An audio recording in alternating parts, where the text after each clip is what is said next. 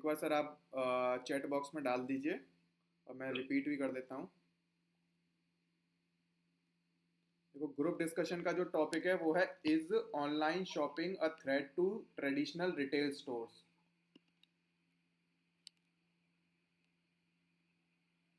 Is online shopping a threat to traditional retail stores.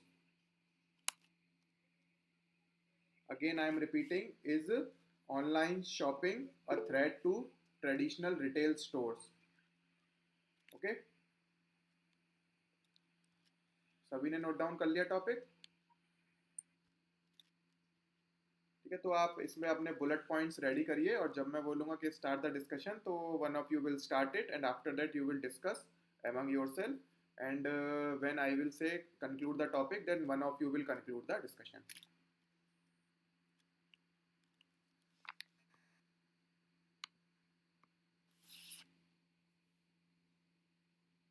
मैं start कर दी है ना? हाँ सर।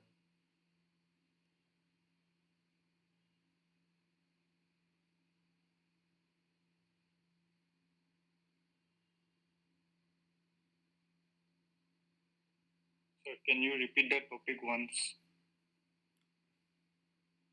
सर आप म्यूट हैं। मैं Already shared in chat box. You can check.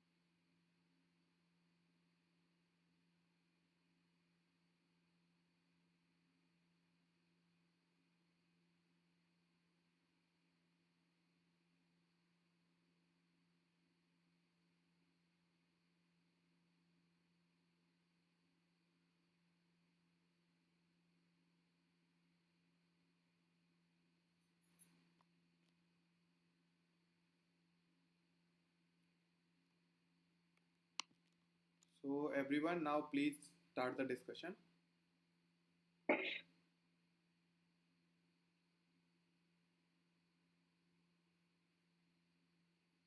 I think जागृति आप म्यूट हैं। हेलो फ्रेंड्स, मेरा नाम जागृति तुलसीराम जाधव है।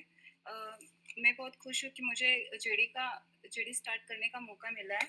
सो हमारा आज का टॉपिक है, is online shopping a threat to traditional retail store. ये बहुत इंटरेस्टिंग टॉपिक है और मेरे हिसाब से हाँ, ऑनलाइन शॉपिंग ये रिटेल शॉप्स जो है उसको सच में थ्रेट है।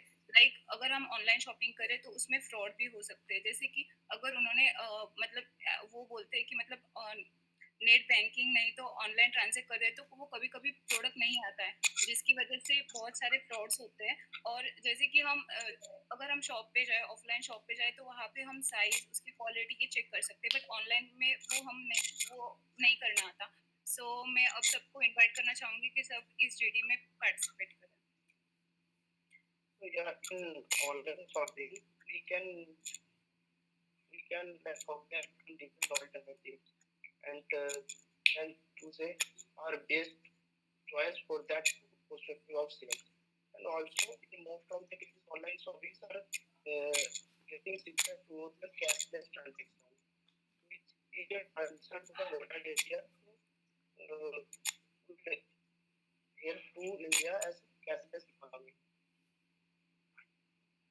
So according to me, that I think the younger generation is most likely to do online shopping than the older generation, because we are like, I feel that the younger generation is a slight lazier than the older generation.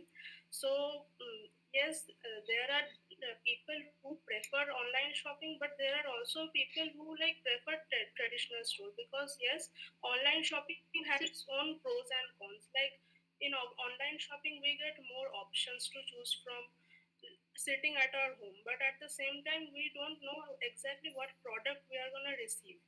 But in retail store, that problem doesn't arise. We can see what we are receiving. Yes, the online shopping is definitely a threat to the traditional stores, क्योंकि जो हमारा online shopping है उसमें हमें जो varieties available होती हैं then compare to the retail stores वो काफ़ी ज़्यादा होती हैं। तो मोस्ट ऑफ द लोग जो हैं वो ऑनलाइन से परचेज करना ज़्यादा बेटर समझते हैं। एंड ऑल्सो जब हम ऑनलाइन परचेज करते हैं तो उसमें काफ़ी ज़्यादा डिस्काउंट्स हमें प्रोवाइड किए जाते हैं देन द रिटेल स्टोर्स। तो कहीं ना कहीं अभी जो लोग हैं वो ऑनलाइन शॉपिंग की तरह ज़्यादा शिफ्ट हो रहे हैं। एंड ऑल्सो जो ऐसे लोग जो अपने काम में काफ़ी ज़्यादा बिजी होते हैं, जिनको बहुत ज़्यादा टाइम नहीं मिल पाता है कि वो मार्केट जाएं एंड देन चीज़ों को बाई करें, वो डेफिनेटली क्योंकि ऑनलाइन शॉपिंग से डोर स्टेप डिलीवरी हो जाती है तो वो ऑनलाइन शॉपिंग को ही प्रीफर करते हैं।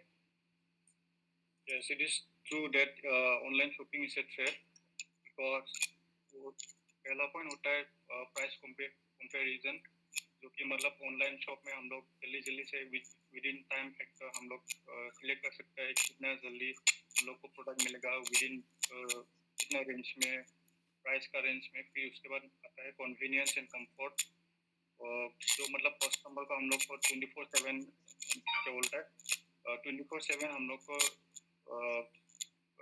कस्टमर केयर दिया जाता है। फिर उसके बाद आता है थर्ड पॉइंट, जो कि मतलब wide variety and easy comparison. वही मतलब हम लोग को मतलब बहुत सारा multiple brands within a minute, within a single touch of our phone you can get access to those products easily. So with this I agree with the point that online shopping is a threat.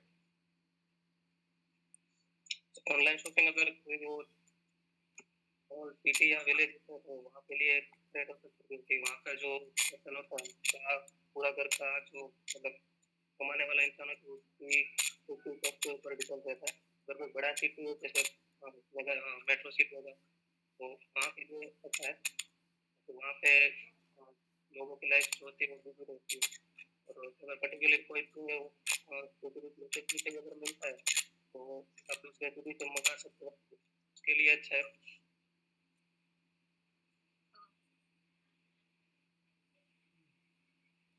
कोई मेरे हिसाब से online shopping is a threat to the traditional retail store. एक threat तो है, but हमारे जो भी लोग हैं, जो भी कस्टमर्स हैं, वो कंप्लीटली ऑनलाइन शॉपिंग पे डिपेंड भी नहीं हो सकती है, क्योंकि कुछ प्रोडक्ट्स ऐसी होती हैं जो ऑनलाइन शॉपिंग के टाइम पे केवल वो नॉन रिटर्नेबल होती हैं and due to size issues and other like वो हमारे लिए फिट है अनफिट है नहीं है, तो उसके लिए कहीं ना कहीं जो भी वैसे कस्टमर्स होते हैं वो कहीं ना कहीं मार्केट में जाके उसको परचेज करना प्रीफर करते हैं। तो this is a threat but not completely people shift नहीं हो सकते हैं ऑनलाइन शॉपिंग पे। एक कुछ प्रोडक्ट स्पेसिफिक होता है, लाइक कुछ product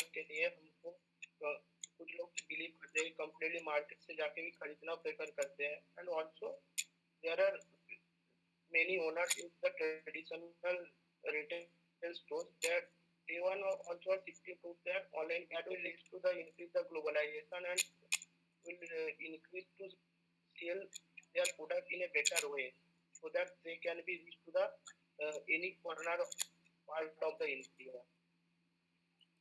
So I think the people of first and second tier cities are most likely to online shopping, and still I think people in the village areas or rural areas don't do online shopping that much. So I think that kind of population is still like go to traditional retail store and they generally don't prefer online shopping.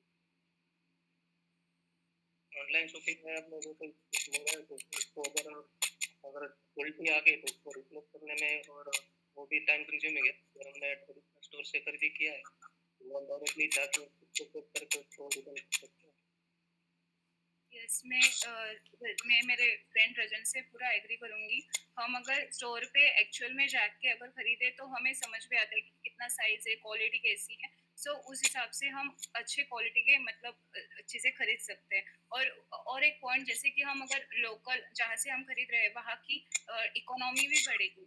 ठीक है, online में वो हो नहीं सकता है. तो वहाँ का जो एरिया है जहाँ से हम खरीद रहे तो उसके इकोनॉमी पे भी अच्छा इफेक्ट पड़ेगा. सो मेरे हिसाब से कि है ऑनलाइन शॉपिंग एक थ्रेड है traditional shops. And I would like to say that whenever we are going to purchase any clothes nowadays, we are all are buying in the online because in the sales like festival sales, we can buy the mobile phone by applying different type of offers by the applying our card, getting a discount of the 5% and 10%. So that's a major benefit to the customers. I would like to add a point where online shopping is not a threat. One point मैं कहना चाहूँगा वो है मतलब local customer और shopkeepers का relationship जो हम लोग अभी देख पा रहे हैं. मतलब हम लोग अगर कॉमन शॉप में जाते रहेंगे तो उन लोग का शॉपकीपर हम लोग को काइंड ऑफ डिस्काउंट नहीं तो ऐसे इंसेंटिव वो लोग हम लोग को थोड़ा मतलब डिस्काउंट में प्रोडक्ट बेच सकते हैं. So in this way, I would like to say that it is not completely a threat. So with this, I would like to end my point. One more point मैं याद करना चाहूँगा कि ये अगर हम ऑनलाइन शॉपिंग करें तो जैसे जो डिलीवरी मतलब पर्सन आता है तो अगर हम बहुत ज़्यादा ऑनलाइन शॉपिंग करते हैं तो डिलीवरी पर्सन हम हमारी प्राइवेसी मतलब हमारा एड्रेस शेयर कर देते हैं. आजकल उसको रिलेटेड क्राइम भी बढ़ रहा है. So one of you will conclude. So I would like to conclude. So according to what we have discussed, yes, majority of us have agreed that online shopping is a threat to traditional stores.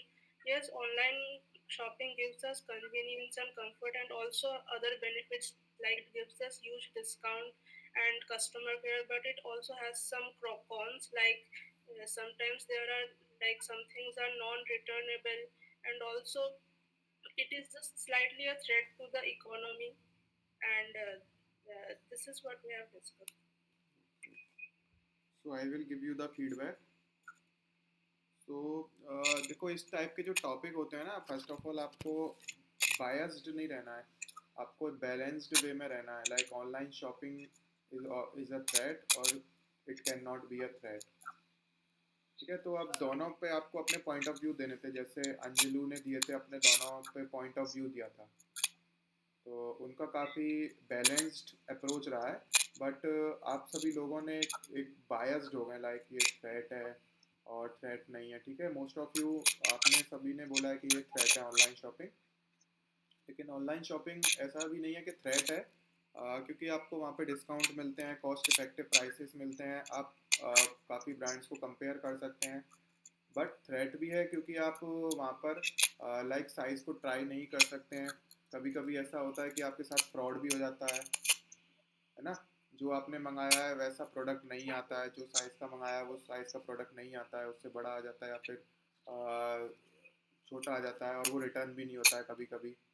ठीक है, तो ये सारे balanced way में आपको रहना है. ठीक है, आपको कभी भी ऐसे टॉपिक में आपको बायस्ड वे में नहीं बोलना है। और बेस्ड ऑन माय एनालिसिस, जैसे रजन आपने राजन आपने क्या किया था, आपकी थोड़ी एनर्जी डाउन लगी, ओके, तो आपको थोड़ा एनर्जेटिक वे में बोलना है ना। बाकी CHE आपका नाम क्या है, 090 CHE, सोहन, सोहन, आपका नेम? सोहन गिरी। अच्छा सोहन, ओके। दीपशिखा आप म्यूट कर देना बेटा।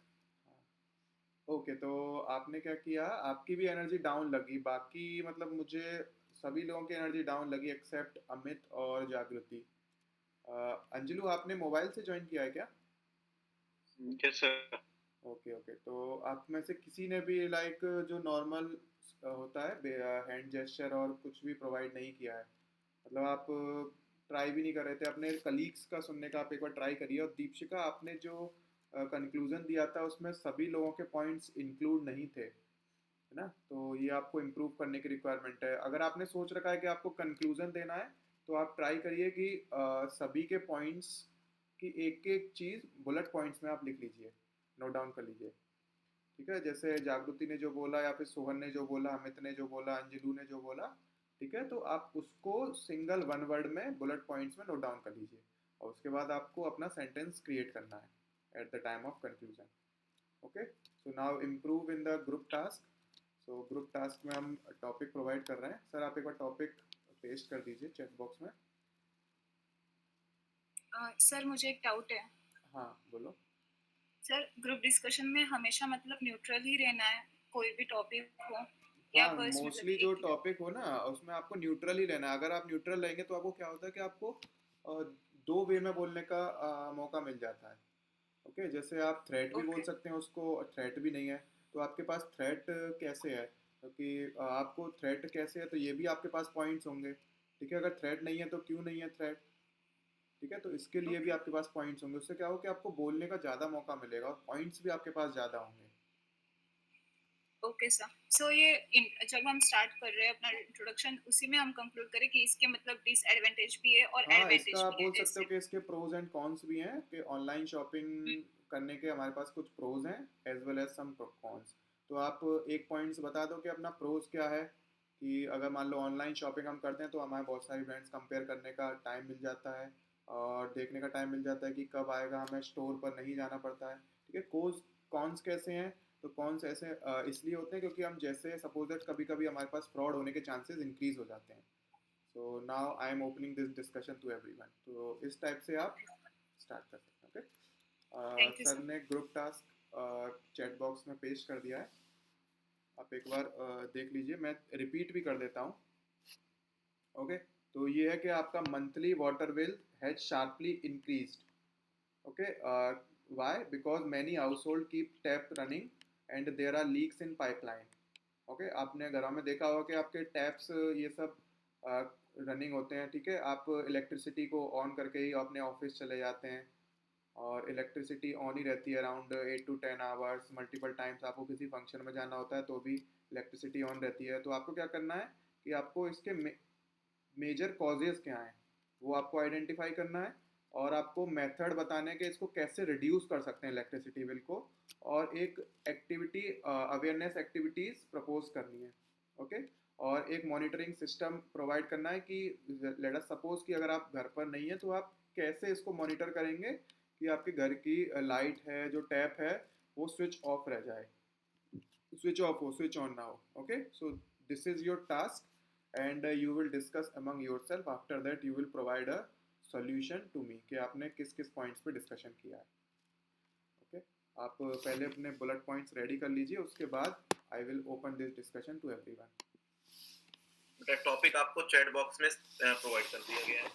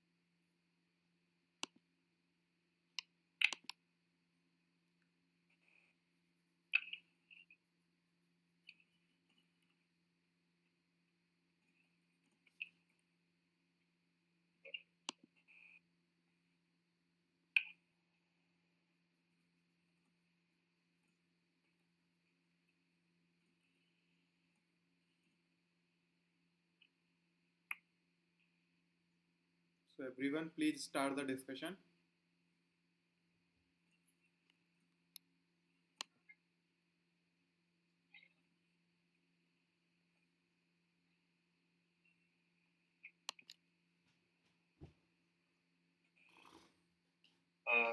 Good morning everyone. The group task that जो हमें दिया गया है वह है the monthly water bill has sharply increased and many households keep tap running and there are leaks in pipelines and we have to discuss on the 4 tasks that we have given. So हम sequence wise बात करते हैं. जो हमारा पहला task है वो है आइडेंटिफाई मेजर काउजेस. हमें मेजर काउजेस को फाइंड आउट करने हैं. सो हमारा जो मंथली वाटर बिल है वो शार्पली इंक्रीज करने की जो कुछ कारण है उसमें से पहला कारण यह हो सकता है कि जो हमारी घरों में पाइपलाइन आ रहे हैं तो पाइपलाइन में लीकेजेस हो सकते हैं जिसकी वजह से हमारा वाटर बिल इंक्रीज हो रखा है. और बहुत सारे घरों में ऐसा होता है कि छोटे बच्चों या फिर कुछ बुजुर्ग लोग होते हैं वो ओपन लाइक जो नल है वो खोल देते हैं और उनको बंद करना भूल जाते हैं जिसके वजह से पानी लाइक कंटिन्यूअसली फ्लो करते रहती है. यह भी एक कारण है हमारा जो मंथली वाटर बिल आ रहा है वो बहुत ज्यादा शार्पली इंक्रीज करने का. और कहीं ना कहीं एक कारण यह भी है कि जैसे छोटे छोटे गांवों में या छोटे छोटे शहरों में बहुत बार यह भी देखा जाता है कि पानी चोरी करते हैं. लाइक वो एडिशनली पाइप लगा के बिना कनेक्शन लिए अपने घरों में वाटर की सप्लाई करवाते हैं. तो कहीं ना कहीं जो अदर पीपल हैं उन पे उनका बर्डन जो कॉस्ट उनको पे करना होता है वो कहीं ना कहीं बाकी लोग पे कर रहे होते हैं. तो यह भी एक कारण है कि उनका जो मंथली बिल है वो इंक्रीज होके आता है. Now I am inviting you all to put their points. Like जैसे कि अमित ने बताया कि उसके कॉजेस क्या क्या है. सो मैं एक ऐड करना चाहूँगी कि जैसे अगर हमें इसको मतलब वेस्टेज को पानी के वेस्टेज को रोकना है तो जहाँ जैसे कि टंकी होती है पानी की वहाँ से मतलब हम पाइपलाइन लगाते हैं तो वो जो वाटर की टंकी होती है वो अगर एक स्पेसिफिक लेवल तक अगर भरें और उधर से अगर हम कोई पाइप निकालें तो उसके मतलब अगर वो ओवरफ्लो होने लगे तो वो पाइप से वो पानी सीधा नीचे जा सकता है. तो इस हिसाब से हम वो वाटर लॉसेस को बचा सकते हैं. यस, तो हम और एक चीज कर सकते हैं कि हम कोई अगर अपने घर से निकल रहा है तो सारे टैप को मतलब इंडिविजुअली बंद करने के अलावा वो अगर जाके टैंक के नीचे मेन वाल्व होता है वो अगर बंद कर दे तो एक मतलब बहुत सारे बंद की तरह एक बंद करने पे हमारा वेस्टेज बहुत कम हो सकता है. इसमें सर अगर मेजर पॉइंट की बात करूँ तो अभी बहुत सारे घरों में खुद को अपना इंडिविजुअल खुद लोगों ने फॉर्म लगाया था तो घर में कई वो भी मतलब डायरेक्टली पानी चालू करने के हिसाब से उनको पानी यूज करने के मतलब वो टेंशन नहीं रहती. मतलब जैसे कि पानी उसी पर में रखा चालू कर दिया वो अगर तो अंदर हैंड पंप है वहाँ पे जाके करने की मतलब वो टेंशन नहीं लेते. उस हिसाब से भी पानी का कंजम्पशन वो ज़्यादा. So you guys have rightly pointed out the causes, and like I would like to suggest some methods by which we can reduce the water wastage. So I think first, so we have to identify the leaks and repair them. And as Amit said, that we should make sure that someone else is not using someone else's pipeline. And also, I think we can do one thing that we should keep the water pump on for some particular time and off at some particular time so that there is no water wastage even if the tap is on. And also we should like conserve as much water we can and also reuse the water. हम एक काम ये भी कर सकते हैं कि like हम अपने पाइपलाइन में ये चेक कर सकते हैं कि कहाँ पे प्रेशर हैवी प्रेशर ड्रॉप हो रहा है. क्योंकि डेफिनेटली अगर पानी हम घरों में यूज कर रहे हैं तो सडन प्रेशर ड्रॉप नहीं आएगा. बट अगर कहीं पे सडन प्रेशर ड्रॉप आ रहा है तो डेफिनेटली वहाँ पे लीकेजेस है. तो हम इससे यह चेक कर सकते हैं कि कहाँ कहाँ पे पाइपलाइंस में हमारी लीकेजेस हो रहे हैं. एंड ऑल्सो हम यह देख सकते हैं कि जैसे सिटी में हम पाइपलाइंस के थ्रू वाटर सप्लाई कर रहे हैं तो सिटी के किस हिस्से में लाइक डिफरेंट ब्लॉक्स बना सकते हैं और हम यह देख सकते हैं कि किस ब्लॉक्स में वाटर का कंजम्पशन बहुत ज्यादा हो रहा है. उस बेसिस पे हम आइडिया फिर उसके पीछे हम रीजन जानने की कोशिश कर सकते हैं कि अगर उस रीजन में बहुत ज्यादा वाटर का यूज हो रहा है तो किन कारणों से हो रहा है. हो सकता है कि पार्टिकुलरली किसी रीजन में किसी कारण से बहुत ज्यादा पानी का वेस्टेज हो रहा है, तो उस एरिया को हम आइडेंटिफाई करके उस प्रॉब्लम को हम सॉल्व करवा सकते हैं उस पार्टिकुलर रीजन में। एक हम और कर सकते हैं कि जहाँ पर केस में पाइपलाइन बहुत टाइम से यूज हो रहा है, तो क्या होता है पाइपलाइन कोरोशन की वजह से लीक करने लगता है, तो उसके लिए हमको प्रॉपर इंस्पेक्शन करना होगा, time to time regular maintenance pipeline का एक एनसीओ करना पड़ेगा। ये म्यूनिसिपैलिटी की तरफ से हो सकता है, लेकिन हमारा हाउसबोट की पाइपलाइन है तो हमको खुद से करना पड़ेगा, वो लोग पब्लिक को बताना पड़ेगा सो दैट वो इंस्पेक्शन करता रहे एंड पाइपलाइन ज़्यादा टाइम तक चलता रहे। And there should be regular monitoring of the tanks. Like we should set up water meter on the tank by ourselves so that we can increase the awareness among us that the water is wasting unnecessarily.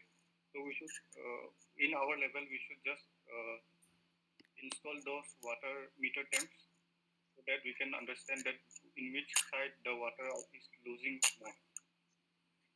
और जैसे काटून बताया कि जैसे कि water leak हो रहा है pipe में, तो हम अच्छे क्वालिटी का अगर पाइप खरीदेंगे तो उससे लीकेज को हम रोक सकते हैं, और हम कोई प्लास्टिक इंसुलेशन भी लगा सकते हैं पाइप में, पाइप के ऊपर, जिससे कि लीकेज कम हो। हम एक काम यह भी कर सकते हैं कि अगर कोई फैमिली है वो लॉन्ग ड्राइव या फिर पिकनिक वगैरह पे जाते हैं और उनका प्लान है कि काफी दिनों बाद वो वापस आए, तो वो ऐसा कर सकती है कि घर में जो मेन पाइपलाइन का कनेक्शन होता है जिसके थ्रू पूरे घर में पानी की सप्लाई आती है, वहीं से उसको ऑफ कर दे, ताकि जहाँ भी छोटे नलों से और बाकी जगह से छोटे छोटे ड्रॉप्स गिरते रहते हैं, लीकेजेस होते रहते हैं, वह ना हो। So according to me, we should identify the regions where the bill is slightly high and raise awareness programs over there particularly, so that we can educate them how to educate and tell them that what the problem actually is, and solve the problem there first. So automatically we can go to other areas where the problem is slightly low.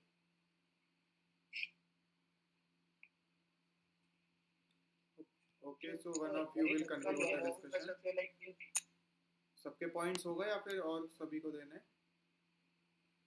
नहीं, area में awareness के लिए ये भी कर सकते हैं कि कोई रेगुलर टाइम पे जनरल मीटिंग अरेंज करके, और अगर किसी के वहाँ से ज़्यादा वाटर वेस्टेज हो रहा है तो थोड़ा पेनल्टी अप्लाई कर सकते हैं, तो उसके साथ भी लोग अपना risk. And we can apply rainwater harvesting so that we can apply rainwater harvesting so that the dependency of the municipal goes low, so that and also it helps in the underground water research. So I would like to end this at my point here. हम एक और कर सकते हैं, online campaign भी निकाल सकते हैं इन सोशल मीडिया, इसका ऐसे हो रहा है, लॉसेस हो रहा है वाटर का, हमको क्या करना चाहिए, जैसे कि हम सब डिस्कस किए एज अ पॉइंट हो रहा है डिस्कस सॉल्यूशन, तो हम ऑनलाइन के थ्रू सोशल मीडिया के जरिए एक टीम बना के भी कर सकते हैं इसको रोकने के लिए। Online campaigning is okay, but कहीं ना कहीं हमें या घरों में जाके ऑफलाइन मीडियम के थ्रू भी बताना बहुत जरूरी है, क्योंकि जो भी जैसे वाटर टैप ऑन करके छोड़ देना, ऐसी जो चीजें हैं वो मेजरली छोटे बच्चे या फिर जो बुजुर्ग लोग होते हैं उनसे ही होता है। तो कहीं ना, और वो लोग बहुत ज्यादा सोशल मीडिया पे एक्टिव नहीं होते, जो छोटे बच्चे हैं अगर वो हैं सोशल मीडिया पे एक्टिव, तो वो ऐसी चीजें नहीं देखेंगे जिसमें उनको ये कैंपेन की बातें बताई जा रही हों, वो कहीं और बिजी होते हैं, कुछ और देख रहे होते हैं सोशल मीडिया के थ्रू। तो कहीं ना कहीं हमें ऑफलाइन जाके उन्हें सामने से जागरूक करने की बहुत ज्यादा जरूरत है। Yes, I agree with Amit. हम लोग को school based program, frequently school based program हम लोग को इनिशिएट करना चाहिए, ताकि बच्चों लोग को छोटा से ही उन लोग को पता चले कि water wastage is very bad, so like this. Okay everyone, so now you will conclude the discussion.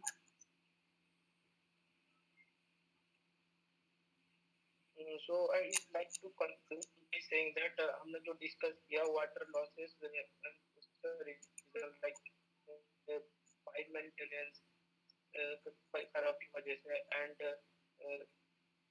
and the public and the family members they forget to the stop the bulbs.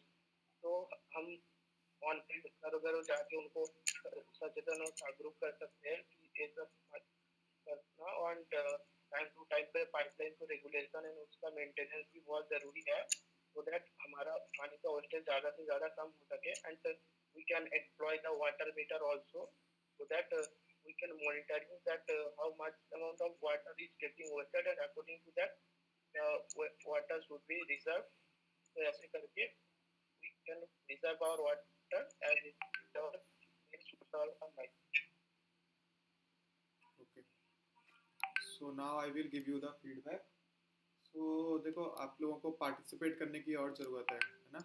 आप सभी लोग बहुत कम participate कर रहे हैं, तो try करिए कि देखो जीडी से जीडी में आप लोगों का इम्प्रूवमेंट हुआ है क्योंकि आपने काफ़ी अच्छे वैलिड पॉइंट्स दिए हैं, and the reason behind this क्योंकि ये जो है वो एक कॉमन प्रॉब्लम है, इतना डिफ़िकल्ट टॉपिक भी नहीं था वाटर रिलेटेड इश्यूज़, है ना? तो इसीलिए आप लोगों ने काफ़ी अच्छे पॉइंट्स दिए हैं, और सभी लोगों ने अच्छे पॉइंट दिए, बट द थिंग इज़ कि आप लोगों को और पार्टिसिपेट करना है ना? मतलब आप बीच बीच में रुक जा रहे थे, जहाँ पे आप लोग सभी पूरे ग्रुप मेंबर्स अगर बीच में पॉज ले लेते हैं तो वो एक बैड इंप्रेशन क्रिएट करेगा पैनल मेंबर्स पर, और वो ट्राई करेंगे कि वो आपको बोल दें कि आप कंक्लूड करिए। तो उसमें क्या होगा कि अगर किसी भी स्टूडेंट ने नहीं बोला होगा, किसी भी पर्सन ने नहीं बोला होगा, तो उसके मार्क्स डिडक्ट हो जाएंगे और वो मार्क्स प्रोवाइड नहीं करेंगे आपको, ठीक है? तो आप ट्राई करिए, बोलते रहिए, ठीक है, अनटिल जब तक कि कंक्लूजन के लिए पैनल मेंबर्स ना बोलें, जो भी जीडी जीटी वहाँ पर पैनल मेंबर्स लेने आए वो ना बोलें। तो आप ट्राई करिए, कुछ भी बोलते रहिए, और ये तो बहुत कॉमन प्रॉब्लम है, इसमें तो आपके पास इतने पॉइंट्स होने चाहिए कि आप पॉइंट्स ही नहीं रुकने चाहिए आप लोगों के पास, ठीक है, वाटर रिलेटेड इश्यूज से। तो इसीलिए आप ट्राई करिए, आप कुछ कुछ बोलते रहिए, और लेकिन रेलिवेंट टू द टॉपिक होना चाहिए, नहीं कि वो आप इररेलिवेंट बोल रहे हैं, है ना? लेकिन आपको डिस्कशन करते रहना, जैसे अमित ने काफ़ी अच्छा डिस्कशन किया था कि पहले रूट कॉज देखे थे क्या, वाटर लीकिंग इश्यूज और इलेक्ट्रिसिटी बिल जो इंक्रीज करता है उसके क्या रूट कॉज होते हैं, फिर उनके क्या क्या सोल्यूशन हो सकते हैं, क्या हम कैंपेनिंग कर सकते हैं, क्या हम एक्टिविटीज़ प्रोवाइड कर सकते हैं, ठीक है? अंजलू ने भी काफ़ी अच्छे पॉइंट्स दिए थे। तो इस टाइप से आप ट्राई करिए कि आप और पार्टिसिपेट करें। ओके अंजलू, आप थोड़ा ट्राई करिए कि आपकी टोन को थोड़ा हाई रखने का। Okay sir. Okay, so now coming to the personal interview, ठीक है? पर्सनल इंटरव्यू स्टार्ट करते हैं, स्टार्टिंग फ्रॉम द जागृति। सो जागृति, आप अपना वीडियो ऑन रखिए, बाकी सभी स्टूडेंट अपना वीडियो ऑफ कर दीजिए, और आप म्यूट भी कर दीजिए सभी।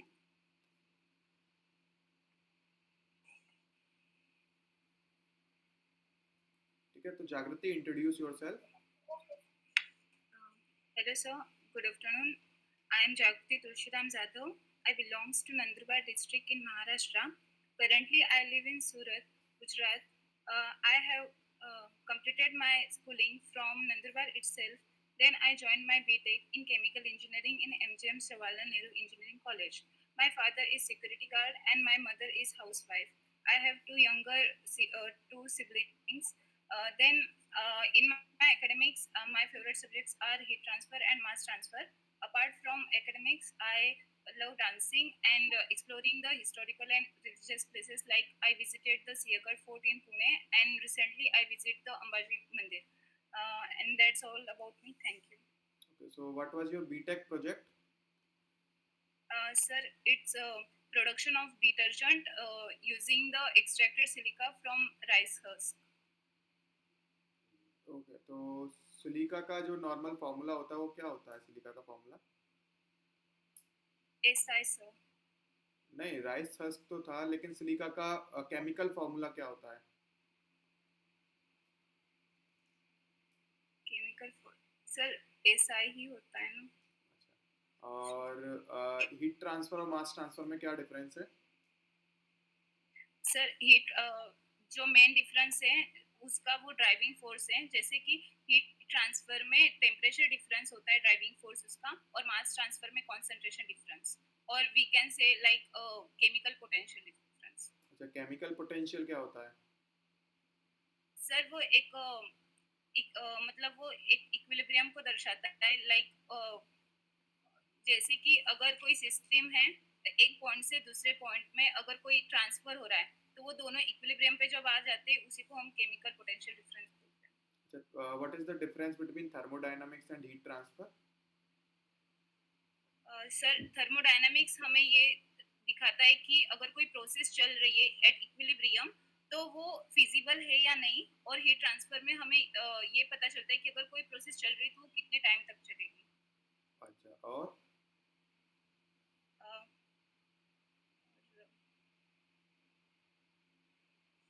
जैसे कि हम हीट ट्रांसफर में मतलब इक्विलिब्रियम पे बात नहीं करते, थर्मोडायनामिक्स में हम इक्विलिब्रियम प्रोसेस पे ही बात करते हैं. अच्छा, रेट ऑफ हीट ट्रांसफर में किस सब्जेक्ट में बात करते हैं? Heat transfer sir. और थर्मोडायनामिक्स में? थर्मोडायनामिक्स में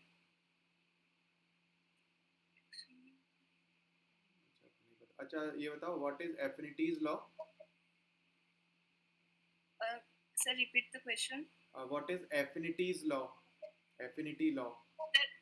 एफिनिटी लॉ ये हम पंप की कैरेक्टरिस्टिक इक्वेशन को मतलब एनालाइज करने के लिए करते हैं. जैसे कि हम जो फ्लो रेट होता है पंप का, जो हेड होता है और जो प्रेशर होता है उसका इम्पेलर और इम्पेलर के स्पीड और उसके डायमीटर को रिलेट करता है एफिनिटीज लॉ.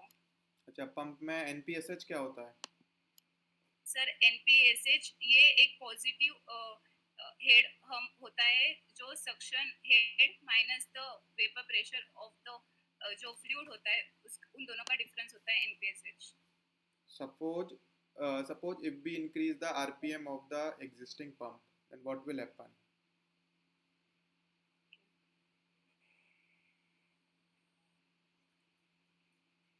अगर आरपीएम इंक्रीज कर दिया तो उससे फ्लो रेट बढ़ जाएगा, Right? तो उससे जो हेड है वो हमारा कम हो सकता है, तो उस हिसाब से एनपीएसएच कम होगा. नहीं. फिर दोबारा सोचो.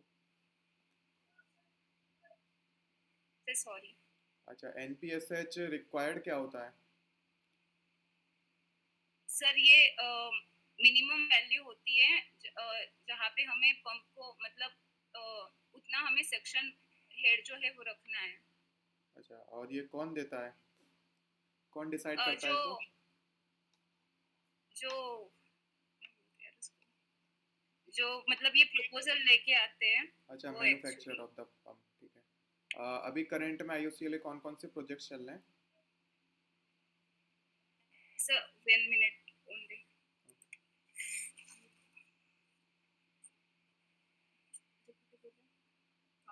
हेलो हाँ, जरूर. सॉरी हाँ, ओके. अभी करंट में आईओसीएल कौन कौन से प्रोजेक्ट्स चल रहे हैं? सर पानीपत में जो मतलब एक्चुअली 15 mm पीपीए का जो कैपेसिटी है, ठीक है, वो हम 25 तक ले जाने की मतलब कोशिश कर रहे हैं. मतलब वहाँ पे एक्सपेंशन हो रहा है और बस एक पता है सर. अच्छा, एक ही पता है. अच्छा, अभी करंट क्वार्टर में आईओसीएल का प्रॉफिट कितना था? Quarter 2 2026. 24,000 crore. No no no, before after tax बताइए. क्या सर? आफ्टर टैक्स कितना था? एक्चुअली मुझे रिकॉल नहीं कर पा रही हूँ मैं अभी. अच्छा, करंट में यूएस ने इंडिया पर कितना टैरिफ लगा रखा है? सर सॉरी पता अच्छा, नहीं. घरों में जो एलपीजी सिलेंडर आता है उसका वेट कितना होता है? अगर अगर नेट वेट हो तो वो 15 समथिंग होता है, और अगर ग्रॉस हो तो 20 kg. सपोज जो घरों में एलपीजी सिलेंडर आता है, अगर वो इनकम्प्लीट कंबशन होने लगा तो उसकी जो फ्लेम है वो किस कलर की होगी?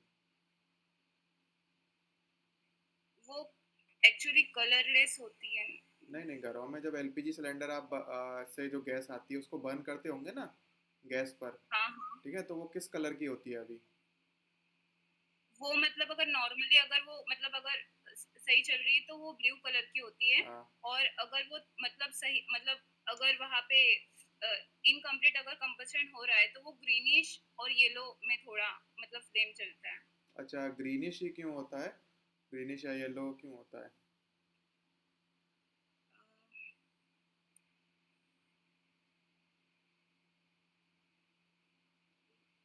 मे बी सल्फर की वजह से। अच्छा, नेचुरल एक्सेस कन्वेक्शन और फोर्स्ड कन्वेक्शन में क्या डिफरेंस होता है?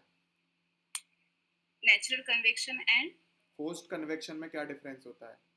ओके। नेचुरल कन्वेक्शन ये मतलब डेंसिटी डिफरेंस की वजह से होता है, वहाँ पे हम कोई फैंस और कुछ यूज़ नहीं कर रहे होते हैं, और फोर्स में हम वो जो एयर फ्लो होती है उसको हम फैंस नहीं तो ब्लोअर से के हिसाब से मतलब उसको हम फ्लो करवाते हैं, और उस हिसाब से मतलब कन्वेक्शन होता है। ओके, चलो, आपके पास एक कंप्रेसर है और एक पंप है, ठीक है? ये दोनों ओपन, इन दोनों में से ओपन सिस्टम कौन सा होगा, क्लोज सिस्टम कौन सा होगा? पंप तो क्लोज सिस्टम नहीं, पंप ओपन सिस्टम ही होगा, मतलब वहाँ पे मतलब क्योंकि जो फ्लूइड है वो मतलब पंप से निकल के जहाँ पे पाइपलाइन है वहाँ पे जा रही, तो वो ओपन सिस्टम होगा। और जैसे कि रहा कंप्रेसर, तो कंप्रेसर हम मेनली गैस के लिए यूज करते हैं, तो वहाँ पे भी एक्चुअली सॉरी सर, कंप्रेसर का पता नहीं। अच्छा, ठीक है सर, आप एक बार पूछ लीजिए क्वेश्चन। जागृति, आपने बताया कि आपकी हॉबीज बेसिकली घूमना है। रिसेंटली अभी आपने अंबा देवी टेम्पल विजिट किया था, so why the Amba Devi temple is famous for? Sir वहाँ पे जो अंबाजी देवी है एक्चुअली, वहाँ पे जो मतलब टेम्पल का डिजाइन और स्कल्पचर है एक्चुअली, उसके लिए वो ज़्यादा फेमस है। वहाँ पे मतलब जो एक हिस्टोरिकल, तो मतलब मुझे रीजन पता नहीं है उसका, सॉरी सर। अभी मतलब रिसेंटली आपने कोई फोर्ट भी विजिट किया था? हाँ सर, फोर्ट पे विजिट किया था, Sinhagad what's the fort. History behind that fort? Sir जो तानाजी मालसुरे हैं, वहाँ पे उन्होंने एक जो मतलब कैप्चर किया था, वो मतलब फोर्ट एक्चुअली, तो उनके मेमोरी में वो फोर्ट बनाया गया, मतलब उनके मेमोरी में वो जो सिंहगढ़ फोर्ट है वो फेमस है। तानाजी मालसरे कौन थे मराठा साम्राज्य में? सर वो शिवाजी महाराज के सैनिक थे एक्चुअली। ओके, चलें सर। ठीक है बेटा, एक बार थोड़ा सा फीडबैक की बात कर लेते हैं। सो मयंक, आप टेक्निकल का जीडी का वो फीडबैक दो, देन लास्ट। देखो जागृति, आपने जीडी में आप कम पार्टिसिपेट कर रहे थे। आपने स्टार्ट अच्छा किया था जीडी, बट फिर आपने पार्टिसिपेट बहुत कम किया, केवल एक ही बार एंट्री ली थी उसके बाद, ठीक है? तो आप ट्राई करो कि अपनी एंट्री इंक्रीज करने का। अगर आपको नहीं आता है तो आप दूसरे स्टूडेंट का सुनकर, अपने कलीग्स का सुनकर उन्हीं को मॉडिफाई करके एक बार बोलो, लेकिन आप ट्राई करो कि बोलो, ठीक है? आप अच्छा बोल रहे थे काफ़ी, लेकिन फिर आपने ट्राई ही नहीं किया, है ना? और आप जब भी जीडी को बोलें तो थोड़ा I am opening this discussion to everyone, वो तो आपने बोला था, ठीक है? तो आपका स्टार्टिंग ठीक थी, लेकिन आपने जब पार्टिसिपेट नहीं किया तो उससे रिलेटेड मेरे को थोड़ा बुरा लगा। अभी आते हैं जीटी पर। तो जीटी में भी आपने सिमिलरली 2 टाइम ही एंट्री ली थी, है ना? उसमें भी आपने कम पार्टिसिपेट किया था। एटलीस्ट आपको 3 to 4 टाइम्स तो पार्टिसिपेट करना ही है, ओके जागृति? और now coming to your interview part में आपका नॉन टेक पार्ट तो अभी इंक्रीज करने की रिक्वायरमेंट है। वहाँ पे इम्प्रूव करो आप अपने आप को।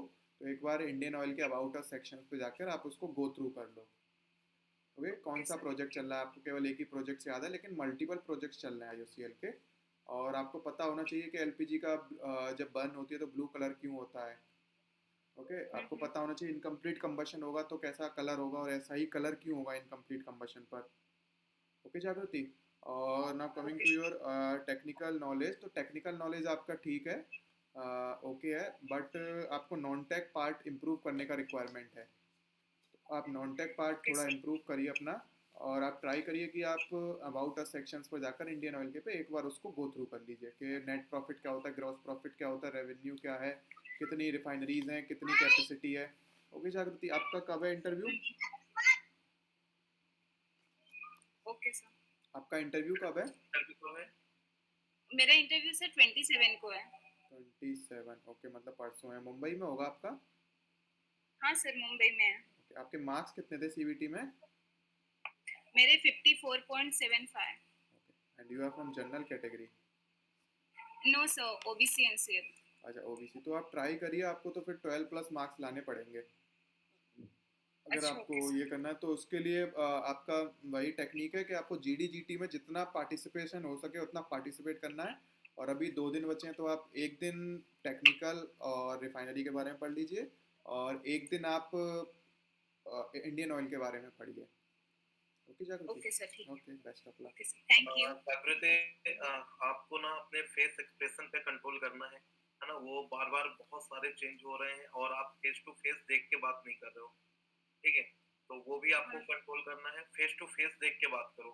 आप कहीं ऊपर देख के बात कर रहे हो, कहीं नीचे देख रहे हो, जिसके साथ भी आपका डिस्कशन हो रहा है ना, अगर जीडी जीटी में भी मैंने ये चीज ऑब्जर्व किया था, तो जीडी जीटी में जो ग्रुप होगा उसकी तरफ देख के आपको बात करना है, पैनल में कोई भी बंदे की तरफ नहीं देखना। लेकिन जब पीआई होगा तो पीआई के टाइम पे आपको पैनल से जो भी क्वेश्चन कर रहा है ना, यहाँ पर जैसे आपसे मयंक सर क्वेश्चन कर रहे हैं, तो आपकी जो नजरें होनी चाहिए ना वो मयंक सर की तरफ होनी चाहिए। वो आपका ऊपर है या नीचे है।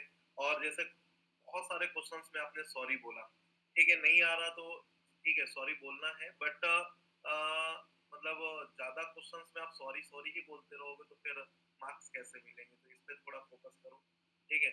और अपने एक्सप्रेशन पे कंट्रोल करो। एक्सप्रेशन ऐसा हो, कॉन्फिडेंस शो होना चाहिए।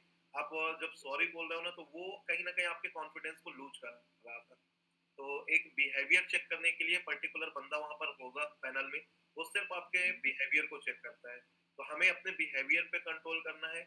उनको ये शो नहीं करना कि मुझे टेंशन हो रही है, उनको ये शो नहीं करना कि आप कुछ अलग एक्टिविटीज कर रहे हो। बिल्कुल नॉर्मल रहना है, ठीक है? नहीं आ रहा, सॉरी सर, और बस आगे बढ़ जाना है आपको, है ना?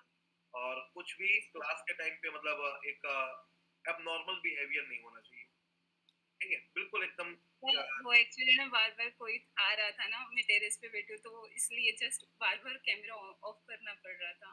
ओके, चलो ठीक है, बट वहां पर फोकस करना आप, और ओके, फेस एक्सप्रेशन को थोड़ा कंट्रोल रखना है ना? ओके, ऐसा हमें फील होना चाहिए सामने वाले को कि फेस पे कॉन्फिडेंस है। और सिर्फ आपका ना कॉन्फिडेंस ही चेक होता है इंटरव्यू में, कि आप कितना कॉन्फिडेंटली मूव कर रहे हो, आंसर कैसे कर रहे हो, वे ऑफ टॉकिंग क्या है, इसी पे डिस्कस होता है ना? ओके सर, ठीक है। Thank you. Okay, Rajan, please switch on your video.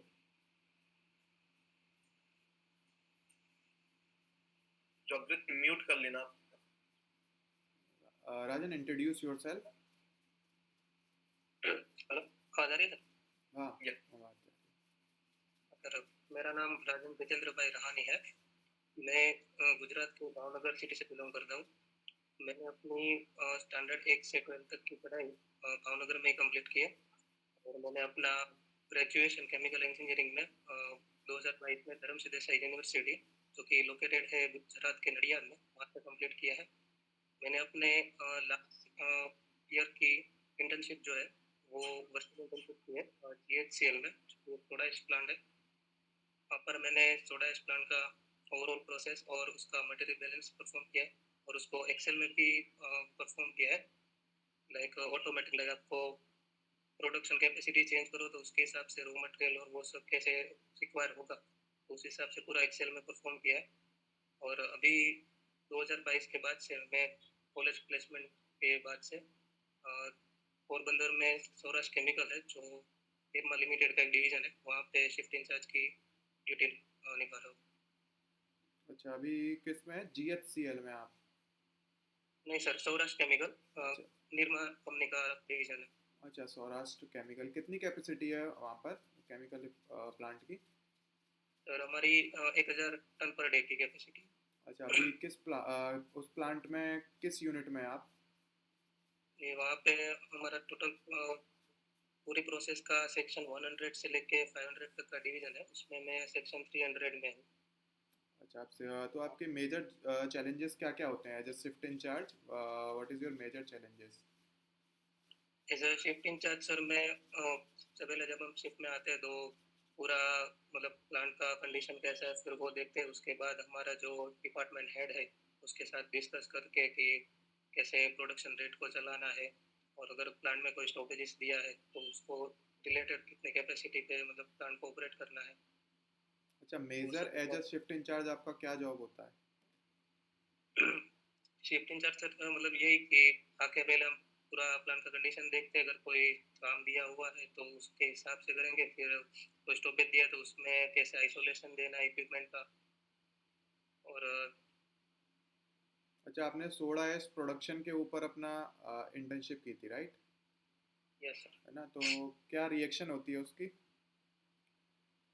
Rice production मतलब उसका जो केमिकल फॉर्मूला है वो Na2CO3 है। हम्म, तो उसमें जो हमारा रॉ मटेरियल लगता है वो सोड लगता है NaCl, और दूसरा लगता है लाइमस्टोन CaCO3। तो उसकी ओवरऑल रिएक्शन यही होती है कि NaCl प्लस CaCO3, और उसके प्रोडक्ट है, हमारा जो फाइनल प्रोडक्ट है Na2CO3 और CaCl2, वो हमारा वेस्ट हो जाता है। अच्छा, CaCl2 इसमें मेन प्रोडक्ट होता है कि बाई प्रोडक्ट होता है? वो हमारा वेस्ट है, हमारा फाइनल डिजायर्ड प्रोडक्ट Na2CO3 है। अच्छा, तो CaCl2 से हम कुछ और नहीं बना सकते, राइट? नहीं सर, अच्छा, Na2CO3 का क्या यूजेज होते हैं? Na2CO3 सर डिटर्जेंट बनाने में यूज़ होता है, और सबसे मेजर यूज़ उसका ग्लास बनाने में होता है। अच्छा, आपने इस पे सिमुलेशन भी किया था, राइट? यस सर, उसका मटेरियल बैलेंस का एक्सेल में पूरा परफॉर्म किया। अच्छा, एक्सेल में किया था या फिर किसी सॉफ्टवेयर के थ्रू किया था? सर एक्सेल में मटेरियल बैलेंस किया है। अच्छा, तो उसमें एक्सेल में। आपका प्रोडक्शन कैपेसिटी चेंज करो तो उसके हिसाब से कितना रॉ मटेरियल चाहिए, उसे आपको प्रोडक्शन कैपेसिटी चेंज करनी है, उस हिसाब से पूरा चेंज हो जाएगा। पूरा चेंज हो जाएगा। तो अच्छा, तो राजन एक चीज़ बताओ, जैसे रिफाइनरी जो होती है, रिफाइनरी में मदर यूनिट कौन कौन सी होती हैं? रिफाइनरी में सर मेन यूनिट सबसे पहला तो हमारा क्रूड डिस्टिलेशन यूनिट हो गया, फिर वैक्यूम डिस्टिलेशन यूनिट हो गया, उसके बाद FCC हो गया, हाइड्रोक्रैकिंग हो गया, फिर कैटालिटिक रिफॉर्मिंग हो गया। तो इनमें से मदर यूनिट कौन कौन सी हैं?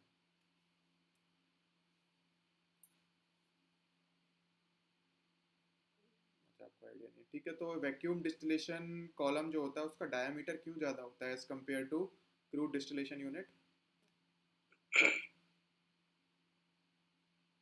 क्योंकि सर जो हमारा मान लो अगर मास फ्लो रेट है, तो mass flow rate equal to हमारा जो density into area into velocity रहेगा, तो वैक्यूम कम होगा, तो उस हिसाब से मास फ्लो रेट तो हमारा फिक्स ही है। अगर हम वेलोसिटी सपोज फिक्स कर ले तो area inversely proportional to density हो जाएगा, तो वैक्यूम डाउन होने से डेंसिटी कम हो जाएगा और इस हिसाब से एरिया बढ़ जाएगा। नहीं, वैक्यूम डाउन नहीं करना है। वैक्यूम डिस्टिलेशन कॉलम का जो डायमीटर होता है वो बिगर होता है as compare to the crude distillation unit का डिस्टिलेशन कॉलम। तो वो क्यों होता है? हाँ सर, वही ना, मतलब वैक्यूम अगर वैक्यूम में ऑपरेट कर रहे हैं तो उसका डेंसिटी कम हो जाएगा। अच्छा, और फिर उससे क्या होगा? और जो हमारा मास कंजर्वेशन लो है तो उस हिसाब से हमारा एरिया बढ़ जाएगा, क्योंकि area inversely proportional to density हो जाएगा, तो डेंसिटी कम होने से एरिया बढ़ जाएगा, तो डायमीटर बढ़ जाएगा। अच्छा, और ये बताओ कि वैक्यूम डिस्टिलेशन यूनिट का क्यों यूज़ होता है? Crude distillation unit is not sufficient, मतलब उससे भी तो नहीं, प्रोडक्ट सेपरेट कर सकते हैं हम। वैक्यूम डिस्टिलेशन किस लिए नीड होती है सर, क्योंकि जो क्रूड डिस्टिलेशन के बॉटम से जो हमें मिलता है हमारा, तो वो मतलब बहुत हाई मोलिकुलर वेट कंपाउंड होता है, तो उसको हमको सेपरेट करने के लिए बहुत ज़्यादा हीट देनी पड़ेगी। तो उससे अच्छा है अगर हम उसका वैक्यूम डाउन कर दें तो उसका बॉइलिंग पॉइंट हम वैसे भी जल्दी रीच कर जाएंगे। तो उस अच्छा, हिसाब किस से लॉ उसके के थ्रू लिए होता है ये? क्या। जैसे प्रेशर डिक्रीज करने से टेम्परेचर डिक्रीज हो जाएगा, बॉइलिंग पॉइंट डिक्रीज। तो एक लॉ जो कनेक्ट करता है प्रेशर और टेम्परेचर, वो क्या बोलते हैं उसे? एक इक्वेशन कनेक्ट करती है ना वेपर प्रेशर और बॉइलिंग पॉइंट को। सर एंटोनी इक्वेशन, अच्छा, क्या होती है एंटोनी इक्वेशन? उसका लॉग ln में प्रेशर रहेगा और इक्वल टू उसका कांस्टेंट रहता है A minus B upon C plus temperature kelvin. अच्छा, एफसीसी में कौन सा कैटलिस्ट यूज़ करते हैं? जैसे में सर जियोलाइट। जियोलाइट ही क्यों यूज़ करते हैं?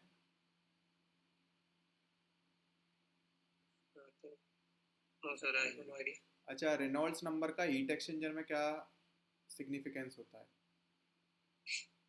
रेनॉल्ड्स नंबर तो सर हम हमारा फ्लो लेमिनार है कि टर्बुलेंट है वो फाइन करने के लिए यूज़ करते हैं। तो हीट एक्सचेंजर में हमारा जो ट्यूब साइड और पर्शियल ट्यूब की बात करूँ तो ट्यूब साइड और शेल साइड फ्लूइड फ्लो कर रहा है, तो रेनॉल्ड्स नंबर जितना मतलब बढ़ेगा तो उस हिसाब से हमारा वेलोसिटी वेलोसिटी बढ़ेगा, तो रेनॉल्ड्स नंबर बढ़ेगा, तो उस हिसाब से उसका टर्बुलेंस बढ़ेगा, हीट ट्रांसफर कोएफिशिएंट बढ़ेगा। अच्छा, हीट एक्सचेंजर में कितने नंबर ऑफ पासेज होंगे, कैसे डिसाइड करते हैं? हीट एक्सचेंजर में शेल साइड और tube side number of passes होते हैं ना, जैसे 2 पासेज, 4 पासेज, 6 पासेज, 8 पासेज, ठीक है, तो वो कैसे डिसाइड करते हैं? साइड तो सर हमें कितना हीट ट्रांसफर करवाना, जितना नंबर ऑफ पास बढ़ेगा तो उतना टर्बुलेंस क्रिएट होगा, तो उतना हीट ट्रांसफर बढ़ेगा। तो मैं ऐसे तो फिर मान लो 10, 12, 15, 16 जितने मैं चाहूँ उतने कर सकता हूँ। एक कुछ स्पेसिफिक तरीका होगा ना फाइंड आउट करने का? अगर मतलब कैसे भी हम इतना तो बढ़ा नहीं सकते कि सामने हमारा प्रेशर ड्रॉप भी बढ़ जाएगा, तो उस हिसाब से पंपिंग कॉस्ट वो सब बढ़ेगा, तो पूरा इकोनॉमिक एनालिसिस करना पड़ेगा। अच्छा, इकोनॉमिक एनालिसिस करना पड़ता है ना, ठीक है। तो जैसे सपोज करो कि आपके पास एक हीट एक्सचेंजर है 2-4 सेलेन ट्यूब हीट एक्सचेंजर, और एक हीट एक्सचेंजर है 2-6 सेलेन ट्यूब हीट एक्सचेंजर, ठीक है। तो किस में प्रेशर ड्रॉप, किस हीट एक्सचेंजर में प्रेशर ड्रॉप ज़्यादा होगा और क्यों होगा? 2-6 में सर ज़्यादा होगा अच्छा, कि नंबर ऑफ ट्यूब साइड पास 6 हो गए तो कंपेयर टू 4, तो उसका जो वो फिक्स मास फ्लो रेट को फ्लो करने के लिए जो एरिया होगा तो वो 6 में कम मिलेगा। अच्छा, अच्छा। जैसे एक चीज़ घरों में आपने नोटिस किया होगा, एलपीजी सिलेंडर जो आता है उस पर एक टर्म लिखा होता है, A25, B25, C25, D25, A26, A90, B90, E90, ऐसे करके टर्म लिखा होता है, तो वो क्या सिग्निफाई करता है? I am not 100% sure, but मैंने एक बार पढ़ा था कि वो जो पहला अल्फाबेट ऑर्डर होता है वो क्वार्टर शायद वो इंडिकेट करता है कि कौन से क्वार्टर का है, और बाकी ए बी सी है, और दूसरा जो नंबर है वो शायद उसका ईयर दिखाता है कि कौन से साल में उसका एक्सपायर होगा शायद। अच्छा, एक्सपायरी होगा। अच्छा, सपोज कि घरों में जो एलपीजी सिलेंडर आता है उसका ग्रॉस वेट कितना होता है? ग्रोस सर 30 होता है और नेट 14.2 समथिंग होता है। अच्छा, अभी आईओसीएल की क्यूमुलेटिव कैपेसिटी कितनी है रिफाइनरी की? अगर सभी 10 रिफाइनरी सीपीसीएल को इंक्लूड करके उसका 18.75 अराउंड है। अच्छा, सर आप अभी क्वेश्चन पूछ सकते हैं।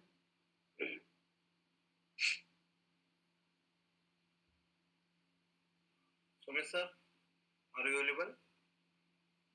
लग रहा है सर वो कहीं बिजी हैं, आप पूछ सकते हैं सर क्वेश्चन। ठीक है, नाउ ओके, कंक्लूड करते हैं। ठीक है, तो राजन मैं आपको बता देता हूँ, फीडबैक देता हूँ।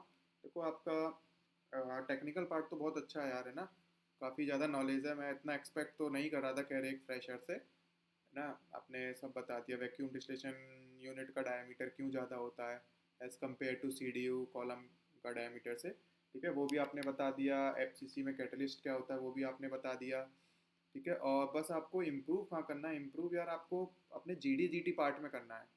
ओके राजन, आपने जीडी पार्ट में बहुत कम पार्टिसिपेट किया है, और आपको अपने टोन को ना थोड़ा हाई रखना है।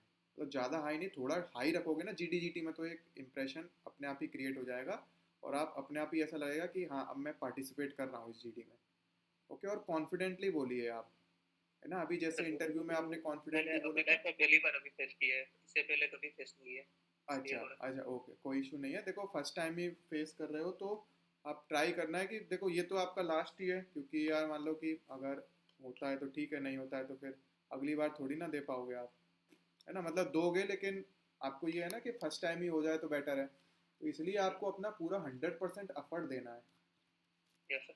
ओके राजन, तो आप ट्राई करिएगा कि जितने पॉइंट्स हो सकें, जो भी वैलिड पॉइंट हो, हिंदी इंग्लिश किसी भी लैंग्वेज में बोलिए, वहाँ लैंग्वेज कोई बैरियर नहीं है। यस आपका इंटरव्यू कब है? सर 27 को है सर। आज को करने के लिए निकलना है, मुंबई में है। अच्छा, मुंबई में ही है। 27 मुंबई। अभी आप कितने मार्क्स हैं सीबीटी में? 57। आपके 57 and you are from OBC category, है ना। तो आपको क्या करना है मैं आपको बताता हूँ। देखो आपके जीडी में 1.2, 1.1 जीटी में, और अभी 6.4 आपके इंटरव्यू में। ओके राजन, तो आप ट्राई करना कि आप थोड़ा और पढ़ लें एलपीजी के बारे में, एलपीजी नहीं सॉरी, अबाउट अस सेक्शन में जाके आपने वैसे पढ़ा हुआ है ना, लेकिन आप और उसको गो थ्रू करने का ट्राई करिए, और मेमोराइज करने का ट्राई करिए। और आपका टेक्निकल पार्ट जो है, जैसे पंप एनपीएसएच इन सब से रिलेटेड मैंने पूछा नहीं था, तो वो आपको एक बार रिकॉल कर लेना फिर से। ठीक है राजन, ओके, बेस्ट ऑफ लक। राजन, जो आपको पीडीएफ दी गई है ना ग्रुप में, या मैं पर्सनली शेयर कर दूंगा, तो आप उसको पूरा गो थ्रू करो, उसमें जितने भी पॉइंट हैं वो सारे देखो, और उसमें कम से कम 15 GDGT टॉपिक दिया गया है। तो आप क्या करो, 2-3 टॉपिक अपने तरफ से तैयार करो, अपने इंटरव्यू से पहले उनको प्रिपेयर करो, उसके पॉइंट्स नोट करो, है ना? तो आपको एक आइडिया मिलेगा कि किस तरीके से हमें वहाँ पार्टिसिपेट करना है। दूसरा, इन सारे ग्रुप में जितने भी आज बच्चे थे, सबको नीड है बेटा, आज हम 1 या 2 सेशन लाइव करेंगे कुछ, है ना? तो आप वो सेशंस को जरूर देखना। आप लोगों ने GDGT में वो एक्टिवली पार्टिसिपेशन नहीं दिया जो हम उम्मीद करते हैं, जो नीड है होती है। तो वो आप सबको ये चीज सीखना चाहिए, क्योंकि जैसे मैं देख रहा था कि बीच बीच में आपका 10 सेकंड 5 सेकंड गैप हो रहा है, जबकि GDGT में गैप नहीं होता, एक के बाद दूसरे को अपना नंबर लेने के लिए ना लड़ाई लड़नी पड़ती है, और यहाँ पर आप गैप दे रहे हो, तो ये कहीं ना कहीं बहुत निगेटिव इम्पैक्ट करेगा। तो आपको क्या करना है कि किस तरीके से पार्टिसिपेट करना है, कैसे पॉइंट्स रखने हैं, किस तरीके बीच में एंट्री लेनी है ना, ये सारी चीजें आपको देखना पड़ेगा। तो YouTube में आज हम 2 सेशन लाइव करेंगे, वो दोनों सेशन बहुत अच्छे हैं, इसलिए लाइव कर रहे हैं ताकि आपको सीखने को मिले। वहां से PI के भी क्वेश्चन आप देखना, तो वो भी आप लोगों को हेल्प करेगा। और जैसा कि मैंने बताया था कि ओरिएंटेशन सेशन के क्वेश्चन जरूर नोट कर लेना, उससे क्वेश्चन पूछे जाते हैं, ठीक है? तो वो आपके लिए हेल्पफुल होगा। बाकी आपका बिहेवियर वगैरह ये सारी चीजें अच्छी थी, आपके फेस पे एक्सप्रेशन सही थे। GDGT के टाइम पे थोड़ा डर लग रहे थे, बट अभी इंटरव्यू के टाइम पे आपका अच्छा था, क्योंकि आपको आता था, आप आंसर कर रहे थे, तो फेस पे वो कॉन्फिडेंस आ रहा था। बाकी एक्सप्रेशन वगैरह आपके अच्छे हैं, बस आपको बस कॉन्फिडेंटली आंसर करना है। आई होप कि सिलेक्शन कंफर्म होगा। Sohan, please switch on your video. Sir one humble request, like मुझे ट्रेन पकड़ना है अराउंड 1:30 PM, तो क्या मैं अभी इंटरव्यू दे सकता हूँ अगर किसी को कोई प्रॉब्लम ना हाँ, हो? ओके अमित, तो मैं आपका ले लेता हूँ। सोहन, मैं इसके बाद आपका ले लूँगा। ओके सर, एक्चुअली मुझे भी निकलना है, मेरा अभी कल ही इंटरव्यू है। अच्छा, आपका कल ही ओके इंटरव्यू? सर, कोई नहीं, हाँ, मैं बस 5 मिनट्स लगेंगे, है ना? 5 मिनट में आप। Okay Amit, so introduce yourself, please switch on your video.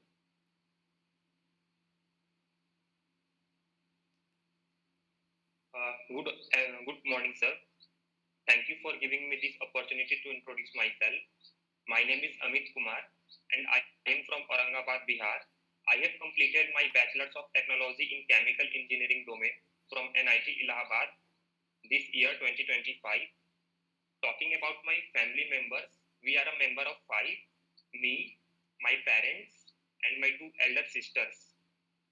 I did my summer internship in Reliance Industries Limited in Navi Mumbai in supply chain and logistics department, and I made a centrifugal pump in my final year project.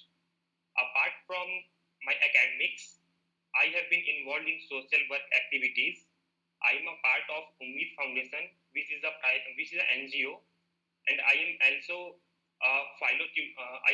a teacher tutoring students on PhiloTutor app. That's all about me. Thank you. अच्छा अमित, सो आपने Reliance industry में internship की थी, है ना? रिलायंस की Yes, sir. कितनी refineries India में है? सर इनकी मेजर जो रिफाइनरी है वो जामनगर में है। जामनगर में 2 जगह अलग अलग लोकेशंस पे है, क्यूमुलेटिव और क्या ये कैपेसिटी है? अराउंड 60 MMTPA की है। 60 MMTPA की है ना? ये सर दोनों कंबाइन। अच्छा, MMTPA में MMTPA क्या डिनोट करता है? Sir million metric ton per annum. अच्छा, आपने जो इंटर्नशिप की थी, आपका मेजर रोल क्या था वहाँ पर? सर मेजर रोल ये था कि जैसे जिस टाइम मैं गया था तो अराउंड 6 मंथ पहले एक इंडस्ट्री है आलोक इंडस्ट्री और रिलायंस इंडस्ट्रीज लिमिटेड, इनकी ज्वाइंट वेंचर हुई थी। तो आलोक इंडस्ट्रीज की जितने भी पेट्रोकेमिकल प्रोडक्ट्स की जो भी लॉजिस्टिक्स डिपार्टमेंट में मेरा था, तो उनका जो भी लेन देन हुआ था, जो भी ट्रांसपोर्ट वगैरह हुआ था, तो उनकी बिलिंग से रिलेटेड जो भी डिस्क्रिपेंसीज आ रही थी, फ्रेट वैल्यू में चेंज आ रहे थे, वो मुझे देखने थे। एक्चुअली जो रिलायंस इंडस्ट्रीज है वो डायरेक्ट ट्रांसपोर्टर से डील नहीं करती है, देयर इज अ मीडिएटर जिसका नाम क्विक है। तो रिलायंस क्विक को पैसे देती है और बदले में क्विक जो है उनको ट्रांसपोर्ट की सारी फैसिलिटीज और जो भी व्हीकल्स वगैरह है वो प्रोवाइड करता है। तो रिलायंस इंडस्ट्रीज लिमिटेड ने जब ये ज्वाइंट वेंचर हुआ था तो 12.55 करोड़ की अमाउंट दी थी क्विक को, बट बदले में जो उनके तरफ से जो भी अमाउंट बिल्ड हुआ है वो ओनली 10.6 करोड़ का हुआ है। तो एक हैवी अमाउंट का मिसमैच था, तो मेरे को वही फाइंड आउट करना था कि ये अमाउंट का मिसमैच क्यों हुआ है। अच्छा, अभी IOCL की क्यूमुलेटिव कैपेसिटी कितनी है रिफाइनरीज की? सर इट इज 80.75 MTP है। अच्छा, IOCL के अभी करंट चेयरमैन कौन है? Mister AS Sahni. और director refinery? Sir director refinery मैंने I have to read about this, I guess Arvind करके कुछ नाम था, बट सॉरी सर अभी मैं रिकॉल नहीं कर पा रहा हूँ। अभी IOCL कितने वर्टिकल्स पे काम करता है, कितने बिजनेसेस हैं IOCL के? सर IOCL के बहुत सारे बिजनेस वर्टिकल्स हैं। मेजर बिजनेस वर्टिकल्स की बात करूँ तो रिफाइनरी है, पाइपलाइन है, मार्केटिंग डिवीजन है, और इसके अलावा E&P डिवीजन है हमारा, रिसर्च डिवीजन, R&D डिवीजन है। और अच्छा, IOCL का ल्यूब्रिकेंट्स में ब्रांड कौन सा है, कौन से ब्रांड नेम से फेमस है? सर्वो। अच्छा, सर्वो की प्रॉपर्टी क्या क्या होती है लुब्रिकेंट्स की? लुब्रिकेंट्स की जो प्रॉपर्टी है उनकी जो बॉइलिंग पॉइंट है वो higher than petrol and diesel kerosene से एक मेजर थोड़ा ज्यादा प्रॉपर्टी होती है, विस्कस कोई एंड भी एक मेजर प्रॉपर्टी बताइए। सर द सर्वो जो लुब्रिकेंट्स है वो थोड़ा ज्यादा विस्कस होता है as compare to the petrol diesel and kerosene. अच्छा, मान लो कि आपके पास पेट्रोल है, तो पेट्रोल की BS6 के अकॉर्डिंग डेंसिटी कितनी है? सर उनका एक स्पेसिफिक नहीं है, एक रेंज दिया गया है, इट इज 720 to 760। अच्छा, और डीजल की? डीजल की सर डीजल की मेरे को एग्जैक्ट रेंज पता नहीं है, बट अभी मैं लाइक पेट्रोल पंप पे विजिट करता हूँ तो रिसेंटली मैंने पेट्रोल पंप पे देखा था, इट इज 833। ओके, 833। और डीजल की जो कॉस्टिंग है वो पेट्रोल से कम होती है, Y?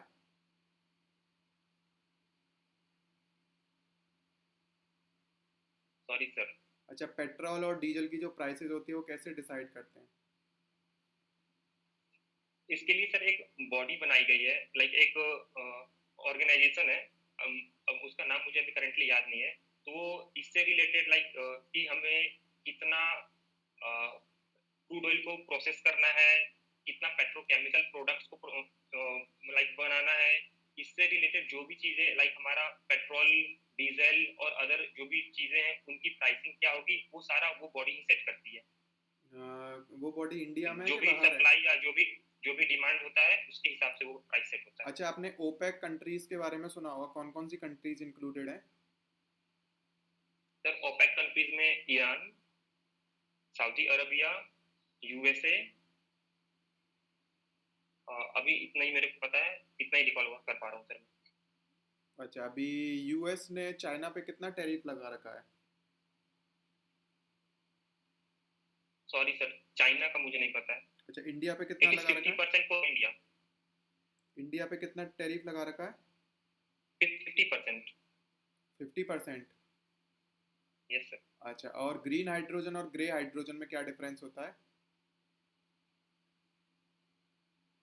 Sir green hydrogen like हम रिन्यूएबल सोर्स से जब एनर्जी लाइक जब बना रहे होते हैं तो उससे जो भी amount of green house gases like CO2 वगैरह प्रोड्यूस होती हैं, तो इन ग्रे हाइड्रोजन हम उसको कहीं कैप्चर करवा रहे होते हैं, स्टोर करवा रहे होते हैं, और जो वो नॉन रिन्यूएबल सोर्स से प्रोड्यूस करवाते हैं, तो जो भी CO2 या फिर ग्रीन हाउस गैसेज इमिट होती है उसको हम कैप्चर कर रहे होते हैं।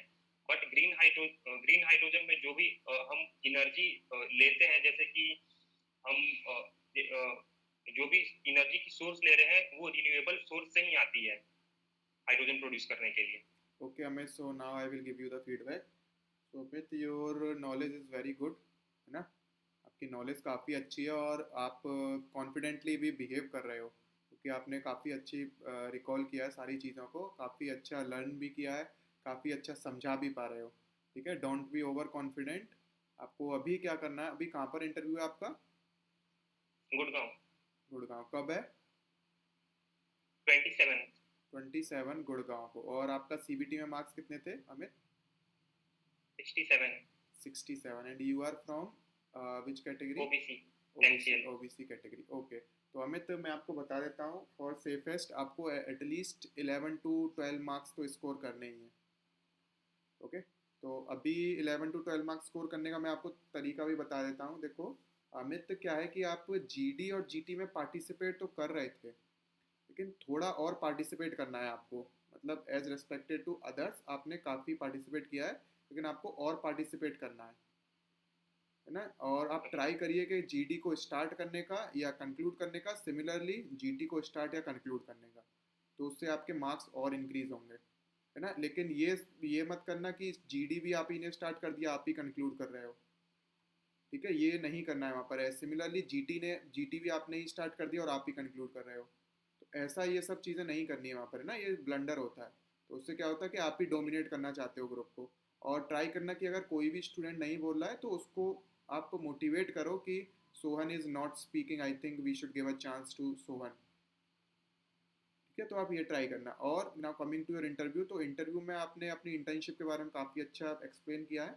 और ट्राई करना कि वहाँ पर भी मोस्टली जो है, मुझे लग रहा है कि आपका इंटरव्यू के ऊपर ही, इंटर्नशिप के ऊपर ही इंटरव्यू चलने वाला है ना। और थोड़ा बहुत वो IUCL के बारे में पूछेंगे कि आप IUCL क्या करता है, ये वगैरह, है ना। और बाकी टेक्निकल नॉलेज आपको pump, NPSH, heat exchanger, distillation column, ये सब पढ़ा हुआ है आपने? यस सर, और मैंने फाइनल ईयर प्रोजेक्ट में सेंट्रीफ्यूगल पंप बनाया था। हाँ, तो पंप तो के बारे में आप उससे पढ़ लो। रिलेटेड, यस सर, उससे रिलेटेड जो भी टेक्निकल चीजें वो तो पढ़ ली हैं, बट क्या वो डिजाइनिंग वाले पार्ट पे भी हाँ, जाएंगे? वो डिजाइनिंग वाले लाइक पार्ट पे कौन जा सकते हैं। मटेरियल कौन सा यूज किया था, हाँ, आपने इम्पेलर को कैसे डिजाइन किया वगैरह? करेक्ट, सारी चीज़ें पूछ सकते हैं वो। बट ये है कि वो ये भी पूछ सकते हैं कि centrifugal pump, positive displacement pump में क्या डिफरेंस होता है। सपोज दैट वो आपको दे सकते हैं कि एक विस्कस फ्लूइड है, तो किस पंप के थ्रू आप पंपिंग करोगे, है ना। और मान लो कि आपको केमिकल प्रोसेस करना है, तो आप पॉजिटिव डिस्प्लेसमेंट पंप यूज़ करोगे कि ये रेसिप्रोकेटिंग पंप, है ना। पॉजिटिव डिस्प्लेसमेंट पंप यूज़ करोगे या फिर रेसिप्रोकेटिंग, है ना, जो नॉर्मल सेंट्रीफ्यूगल पंप, सॉरी, है ना। तो ये सारी चीज़ें आप एक बार पढ़ लीजिए। बाकी आपका अभी मेरे अकॉर्डिंग सारा कुछ सही था, ठीक है। तो अभी जो है वो आपके 6.8 मार्क्स हैं इंटरव्यू में, 1.1 है आपके जीटी में और 1.3 है आपके जीडी में, है ना। तो क्यूमुलेटिव आपका अभी अराउंड 9.2 बन रहा है। लेकिन इसको ट्राई करो कि आप 11 से 12 के बीच में लाने का, तो फिर आपका शॉर्ट सिलेक्शन हो जाएगा, है ना। बाकी आप कॉन्फिडेंट तो हो, लेकिन हाँ, जैसी टोन है ना ऐसी ही टोन रखना वहाँ पर। डोंट बी अंडर कॉन्फिडेंट और ओवर कॉन्फिडेंट नहीं होना है वहाँ पर। Okay Amit, so best of luck. Okay, thank you.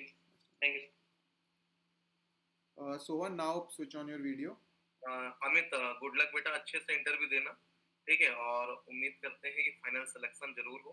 Overall आपका पूरा behaviour and confidence, face expression, सब कुछ एकदम परफेक्ट है। Good luck. Okay sir, thank you sir. Leave, anyone can leave, अगर उनको नीड है क्वेश्चन सुनने की तो फिर अमित, आप लीव कर सकते हो, अगर आपको जाना है तो आप लीव कर सकते हो, ठीक है। तो मेरे पास एक्चुअली दो डाउट्स हैं। एक तो मेरा टोन सही है या नहीं वो पूछना है, और मेरे मार्क्स जीडी इंटरव्यू। अच्छा सॉरी, मैंने आपको मार्क्स नहीं बताया। जैसे जीडी में आपके, मैं बताता हूँ जागृति, आपके 1.2 मार्क्स हैं, और जीटी में भी आपके 1.2 मार्क्स हैं, और इंटरव्यू में आपके 5.4 मार्क्स हैं। तो क्यूमुलेटिव आपका अराउंड 7.8 बन रहा है। आपको इम्प्रूव करने की बहुत रिक्वायरमेंट है। और आप जब भी एक्सप्रेशन दे रहे थे तो आप ऊपर देख रहे थे, है ना। आपको ऊपर नहीं देखना है, आपको पैनल के फेस टू फेस और आई कांटेक्ट करके आंसर देना। अगर नहीं आता है तो उनसे आई कांटेक्ट करके सॉरी सर, सॉरी मैम बोल दीजिए। Okay sir. ओके चलो। और टोन ऐसे ही रखना है, मतलब इससे ज्यादा? हाँ, टोन आपका जोर में सही था, बोलने की टोन जरूरत नहीं है। आपका सही है। बस आपको थोड़ा और डिटेल्ड में डिस्क्रिप्शन जानने की रिक्वायरमेंट है। अच्छा ओके सर, ठीक है, thank you. Amit, you can leave बेटा, आप जा सकते हो, है ना। Happy journey, good luck. Okay sir, thank you sir, thank you. Okay बेटा। Sohan, introduce yourself. Good morning, sir. My name is Sohan Giri, and I am from a small district in West Bengal. I have completed my graduation in BTech in Chemical Engineering from India Institute of Technology, and I have done my summer internship in Munity Polwatri, which comes under DCCL Dhanbad. And after that, before that, I have completed my project on self-rotating liquid distributing system, which operated on a CSTR. अच्छा, तो सोहन आपने एक चीज़ बताओ मुझे, जैसे suppose that मुझे मेरे पास एक केमिकल है, ठीक है, केमिकल एक्स वाई जेड कोई भी, अगर मुझे केमिकल को पंप करना है तो which pump would be more feasible, centrifugal pump और positive displacement pump? One thing that positive displacement pump and the centrifugal pump, the positive displacement pump, we can use it for the sensitive fluid, but in that dynamic pump we can't use. That's why our heart, as our blood is sensitive fluid, that's why our heart is acts like a positive displacement pump. तो positive displacement pump use करेंगे, right, है ना? तो positive displacement pump की जो efficiency होती है as compare to centrifugal pump, वो ज़्यादा होगी कि कम होगी? पॉजिटिव डिस्प्लेसमेंट पंप पे हम ज़्यादा कंप्रेशनल रेशियो अचीव कर सकते हैं as compare to the dynamic pump. अच्छा, सपोज आपके पास एक इम्पेलर है, इम्पेलर के जो ब्लेड हैं उनको आपने शार्प क्रिएट कर दिया। जब आप पंप को डिज़ाइन कर रहे थे तो एक इम्पेलर है उसके ब्लेड शार्प हैं और एक इम्पेलर है उसके ब्लेड शार्प नहीं है, तो दोनों में से किस पंप में एनपीएसएच ज़्यादा होगा?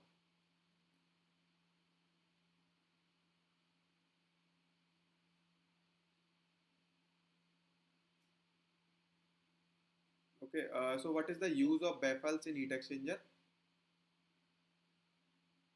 It used to increase the cell size heat transfer coefficient so that we can get the overall heat transfer coefficient as a larger value to enhance the heat transfer rate. अच्छा, so how will you calculate the shell side heat transfer coefficient in heat exchanger? First of all, we will calculate the area through the cell is passing through. Then from that area, which is calculated as DRL into baffle space into the tube passes by number of tubes, that is the area, and from that area we will be calculating the Reynolds number, and from the thermochemical property we will be getting the Prandtl number, and by using the correlation we will get the heat transfer coefficient of the cell size. अच्छा, shell side जब heat transfer coefficient निकालते हैं तो हम जो combination होता है वो ट्रायंगुलर पिच और स्क्वायर पिच यूज़ करते हैं, है ना? तो किस कॉम्बिनेशन में जो कॉन्फ़िगरेशन होता है स्क्वायर पिच और ट्रायंगुलर पिच, उसमें हीट ट्रांसफर कोफिशिएंट ज़्यादा होगा? मतलब सपोज दैट कि मैं एक shell and tube heat exchanger में जो ट्यूब को प्लेस करने का कॉम्बिनेशन है उसको स्क्वायर पिच में कनेक्ट करता हूँ और एक कॉम्बिनेशन में ट्यूब शीट में मैं ट्रायंगुलर पिच में कनेक्ट करता हूँ, तो किस हीट एक्सचेंजर में heat transfer coefficient sell side ज़्यादा होगा और क्यों होगा? ट्रायंगुलर पिच के केस में ज़्यादा होगा क्योंकि इस केस में एक गिवन एरिया में नंबर ऑफ ट्यूब से ज़्यादा होगा as compare to the square pitch, तो हम ज़्यादा एरिया में ट्रांसफर कर पाएंगे, दैट्स व्हाई हीट ट्रांसफर ज़्यादा होगा ट्रायंगुलर पिच के केस में. अच्छा, ये फीड फॉरवर्ड और फीडबैक कंट्रोलर, ठीक है, दोनों में से कौन सा ज़्यादा फिजिबल होता है?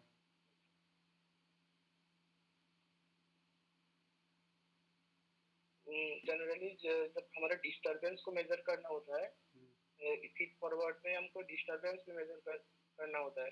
अगर लाइक डिस्टर्बेंस कभी भी चेंज हो सकता है तो हमको प्रोसेस मॉडल में वेरिएशन आ सकता है, तो हमारा सिस्टम डिस्टर्ब हो सकता है. लेकिन हमारा बैकवर्ड पे हम पहले अपना डेविएशन को हिसाब से हमारा सिस्टम काम करता है, एंटीसिपेटरी एक्शन पे काम करता है, तो ये ज़्यादा स्टेबल रहता है. लेकिन वो प्रोसेस पे रहता है, लेकिन ज़्यादा स्लो प्रोसेस रहेगा तो हमारा फीड फॉरवर्ड ज़्यादा अच्छा रहेगा as compare to the feed backward. अच्छा, ओपेक कंट्रीज में कौन कौन सी कंट्रीज आती हैं?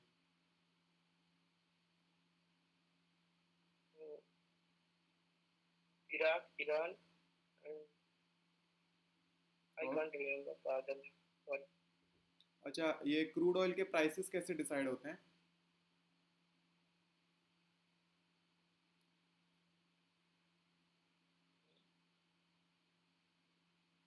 नहीं पता.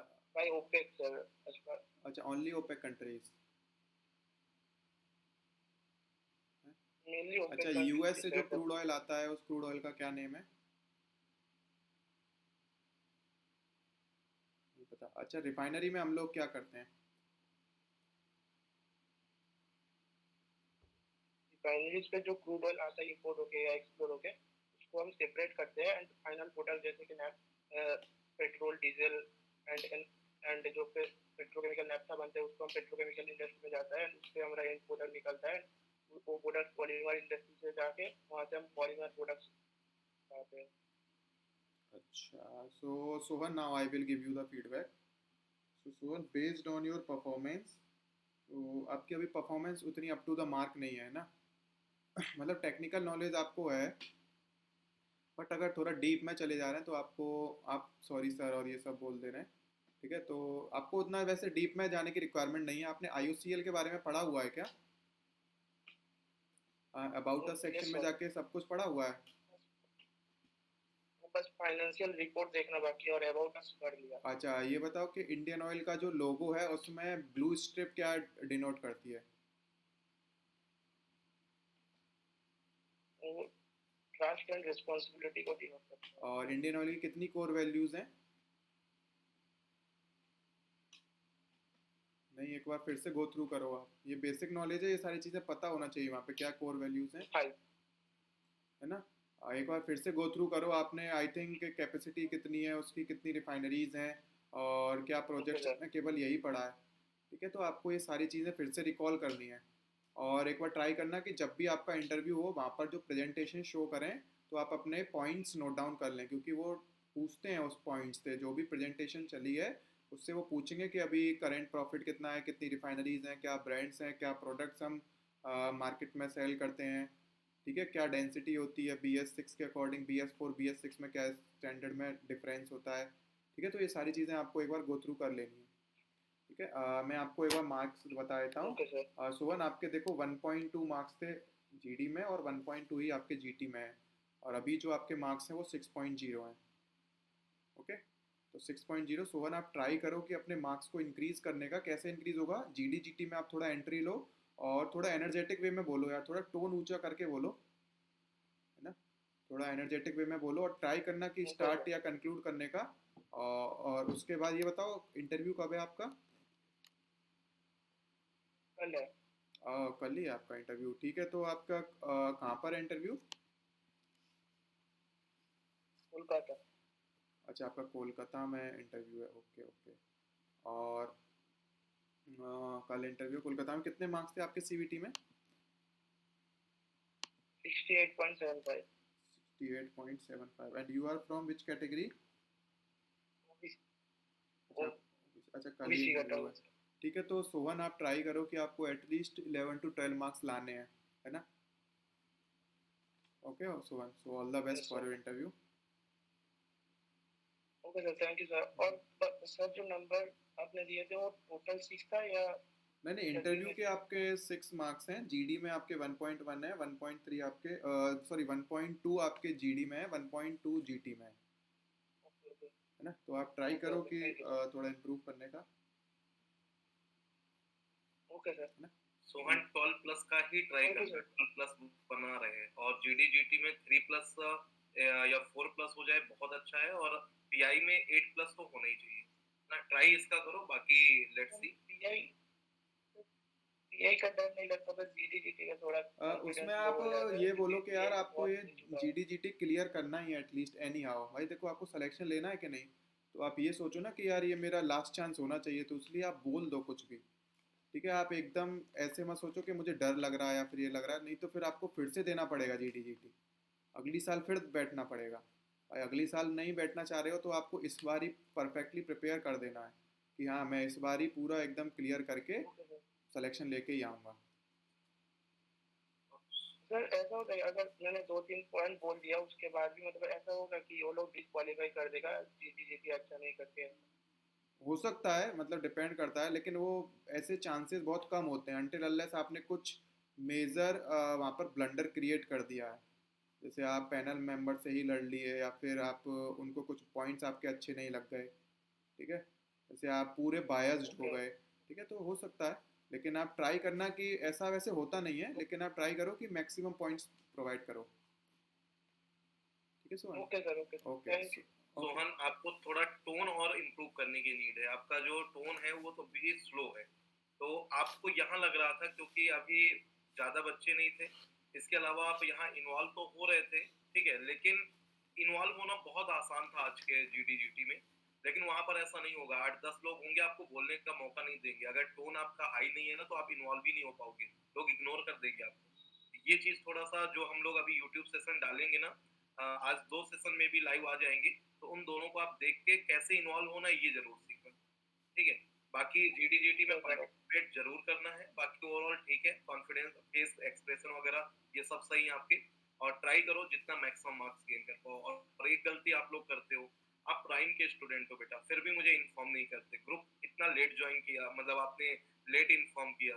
नहीं सर, एक्चुअली हुआ क्या था, अभी मतलब एमटेक करो आईआईटी में, तो एंड सेम चल रहा था, तो थोड़ा वहाँ पे थोड़ा मन था, तो इसलिए नहीं हो पाया, तो ज़्यादा देर हो गया आपसे कांटेक्ट करने में। आपने रिजल्ट जैसे देखा, तो रिजल्ट देखने के बाद अगला नंबर, अगला नाम जो दिमाग में आना चाहिए ना, वो हमारा आना चाहिए कि सर को इन्फॉर्म कर दें, मे भी यहाँ से कुछ बेनिफिट मिले। और हमेशा बेटा हमारे साथ मूव करने में ना आपको बेनिफिट मिलेगा। अगर एक की बजाय 2 सेशन आपको मिल जाते, तो शायद आप दूसरे में और कॉन्फिडेंटली पार्टिसिपेट करते, वो आपके लिए और कॉन्फिडेंस क्रिएट करता है ना। खैर कोई नहीं, नेक्स्ट टाइम से ऐसी मिस्टेक मत करना। सर इंट्रोडक्शन में वो आईआईटी बॉम्बे वाला एमटेक क्या बताना है, या नहीं, आपने फॉर्म में लिखा है आईआईटी बॉम्बे वाला? फॉर्म में वहाँ पे 2 सेक्शन था, एक पे एमटेक करके वहाँ पे प्रॉपर आईआईटी इंस्टीट्यूट नाम डाल के करना था, वहाँ पे 2027 पास ले नहीं रहा था, लेकिन और एक सेक्शन था वहाँ पे बस डालना था यस और नो। तो मैं ऐसा झूठ नहीं बताना चाहता, तो इसलिए मैंने यस डाल दिया, लेकिन बायोडाटा में वो रिफ्लेक्ट नहीं हुआ है। ओके, बायोडाटा में, तो बायोडाटा में अभी आपके रिफ्लेक्ट नहीं कर रहा क्या आईआईटी बॉम्बे? तो फिर आप मतलब अभी फर्स्ट ईयर चल रहा है आपका, सेकंड ईयर है? फर्स्ट ईयर चल रहा है। अच्छा, फर्स्ट ईयर चल रहा है, तो आप वहाँ पर वर्बली बोल सकते हैं, ठीक है। आप उनको प्रॉब्लम बता देना कि सर मैं डालना चाह रहा था लेकिन वो रिफ्लेक्ट नहीं हुआ वहाँ पर। Okay okay, thank you, good luck बेटा, ऑल द बेस्ट। तो Deepshikha, switch on your video.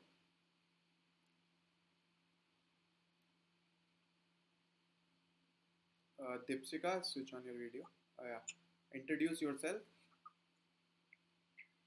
Good afternoon, sir. My name is Dipshika Bala, and I am from Kolkata. I have done my BE in Chemical Engineering from Jadavpur University. Last year, I have undergone an internship at Reliance Industries Limited in the naphtha cracker plant. And in these 4 years, I have also developed an interest towards heat transfer and mass transfer. अच्छा, आपने naphtha cracker plant में किया था, उसका feed कहाँ से आ रहा था नेफ्था क्रैकर प्लांट का? Feed it used to come from, feed तो पंप से आता है। नहीं, किस यूनिट से आ रहा था नेफ्था क्रैकर प्लांट में? अच्छा, वो लाइक क्रूड, वो नेफ्था एक्चुअली जामनगर से आता है। मतलब रिलायंस प्रोड्यूस नहीं करता क्या नेफ्था क्रैकर प्लांट में? रिलायंस का रिफाइनरी से आता है। अच्छा, और what was the capacity of naphtha cracker plant? So it was around 900 kTA. Sorry, it was like I know the ethylene and propylene capacity. So what was the process behind the naphtha cracker plant? Process flow. Yeah, process flow.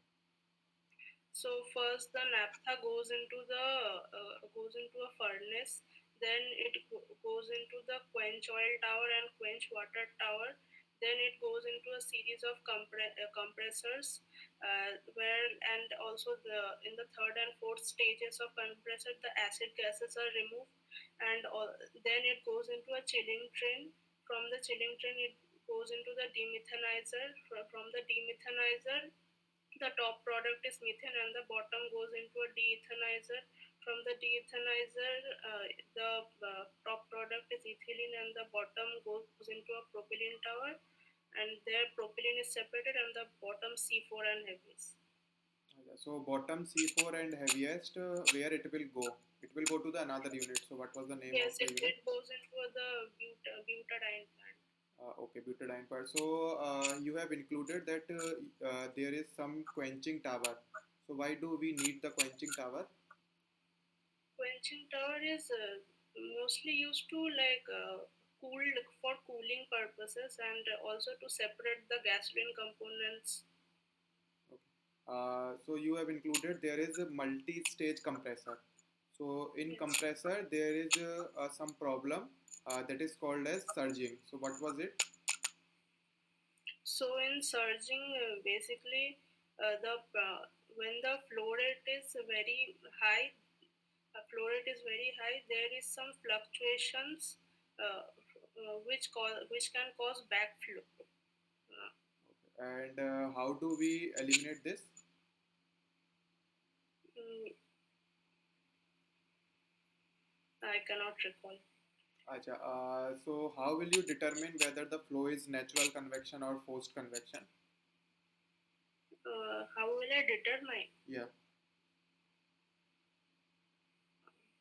In natural convection, it occurs due to like buoyancy forces, and in forced convection, there would be some kind of mechanical equipment like fan or something. No, how will you determine? There is some specific term related to it. There is some specific number. Grasov number. No, not Grashof. Acha, what is Prandtl number? Prandtl number is the ratio of momentum diffusivity to thermal diffusivity. And what is the flooding in distillation column? So flooding occurs when the gas flow rate in the distillation column is very low, and so like the water droplets seep from the tray openings. Suppose you have a condition, you have a distillation column, okay, and there at the bottom there is a thermosiphon deboiler, we are using it, and at the top we are using the condenser. Okay, now there we are extracting the product at 98% purity at the top of the column. Now if we want to increase the purity of the product, but your condition is you have to keep it constant of thermosiphon deboiler duty. Means the duty of the thermosiphon deboiler you have to kept it constant, and now you have to increase the purity of the product. So as a designer, how will you increase it? So we can increase the number of stages, then the purity will automatically increase. Okay, And suppose you are decreasing the column pressure, so what it will affect? so if we decrease the column pressure, the relative volatility will differ. Like if we decrease the pressure, the boiling point will decrease, so the relative volatility will decrease. So the separation would be less. If we decrease the pressure, then relative volatility decrease or increase?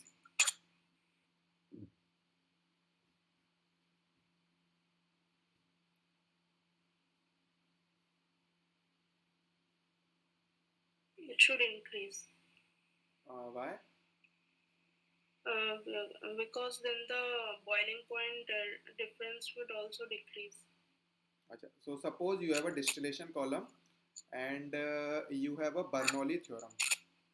है ना? So can you apply the Bernoulli theorem inside the distillation column?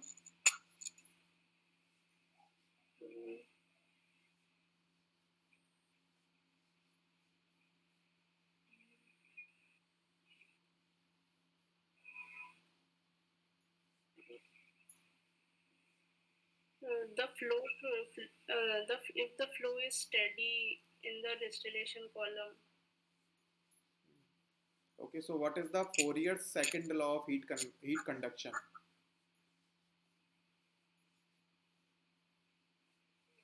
I cannot recall. Okay, so what is the Finn's? Fins are extended surfaces which is used to increase the heat transfer area. Okay, and where do we use it? In refinery? Fins we can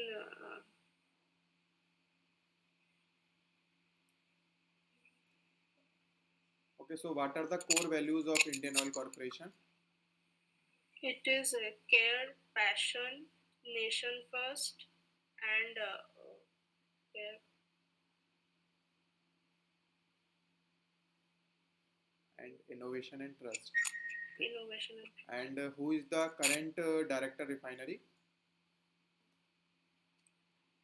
I don't remember.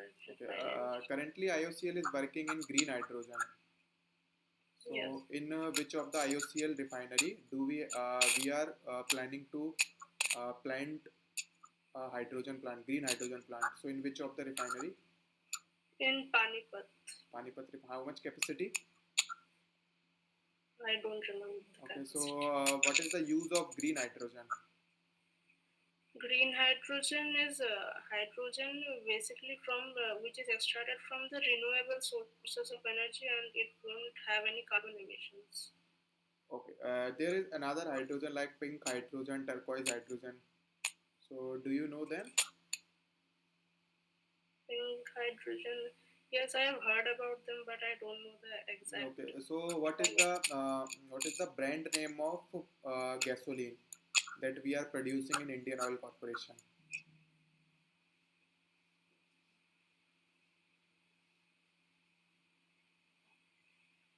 Yes. And the diesel, what are the brand names of diesel?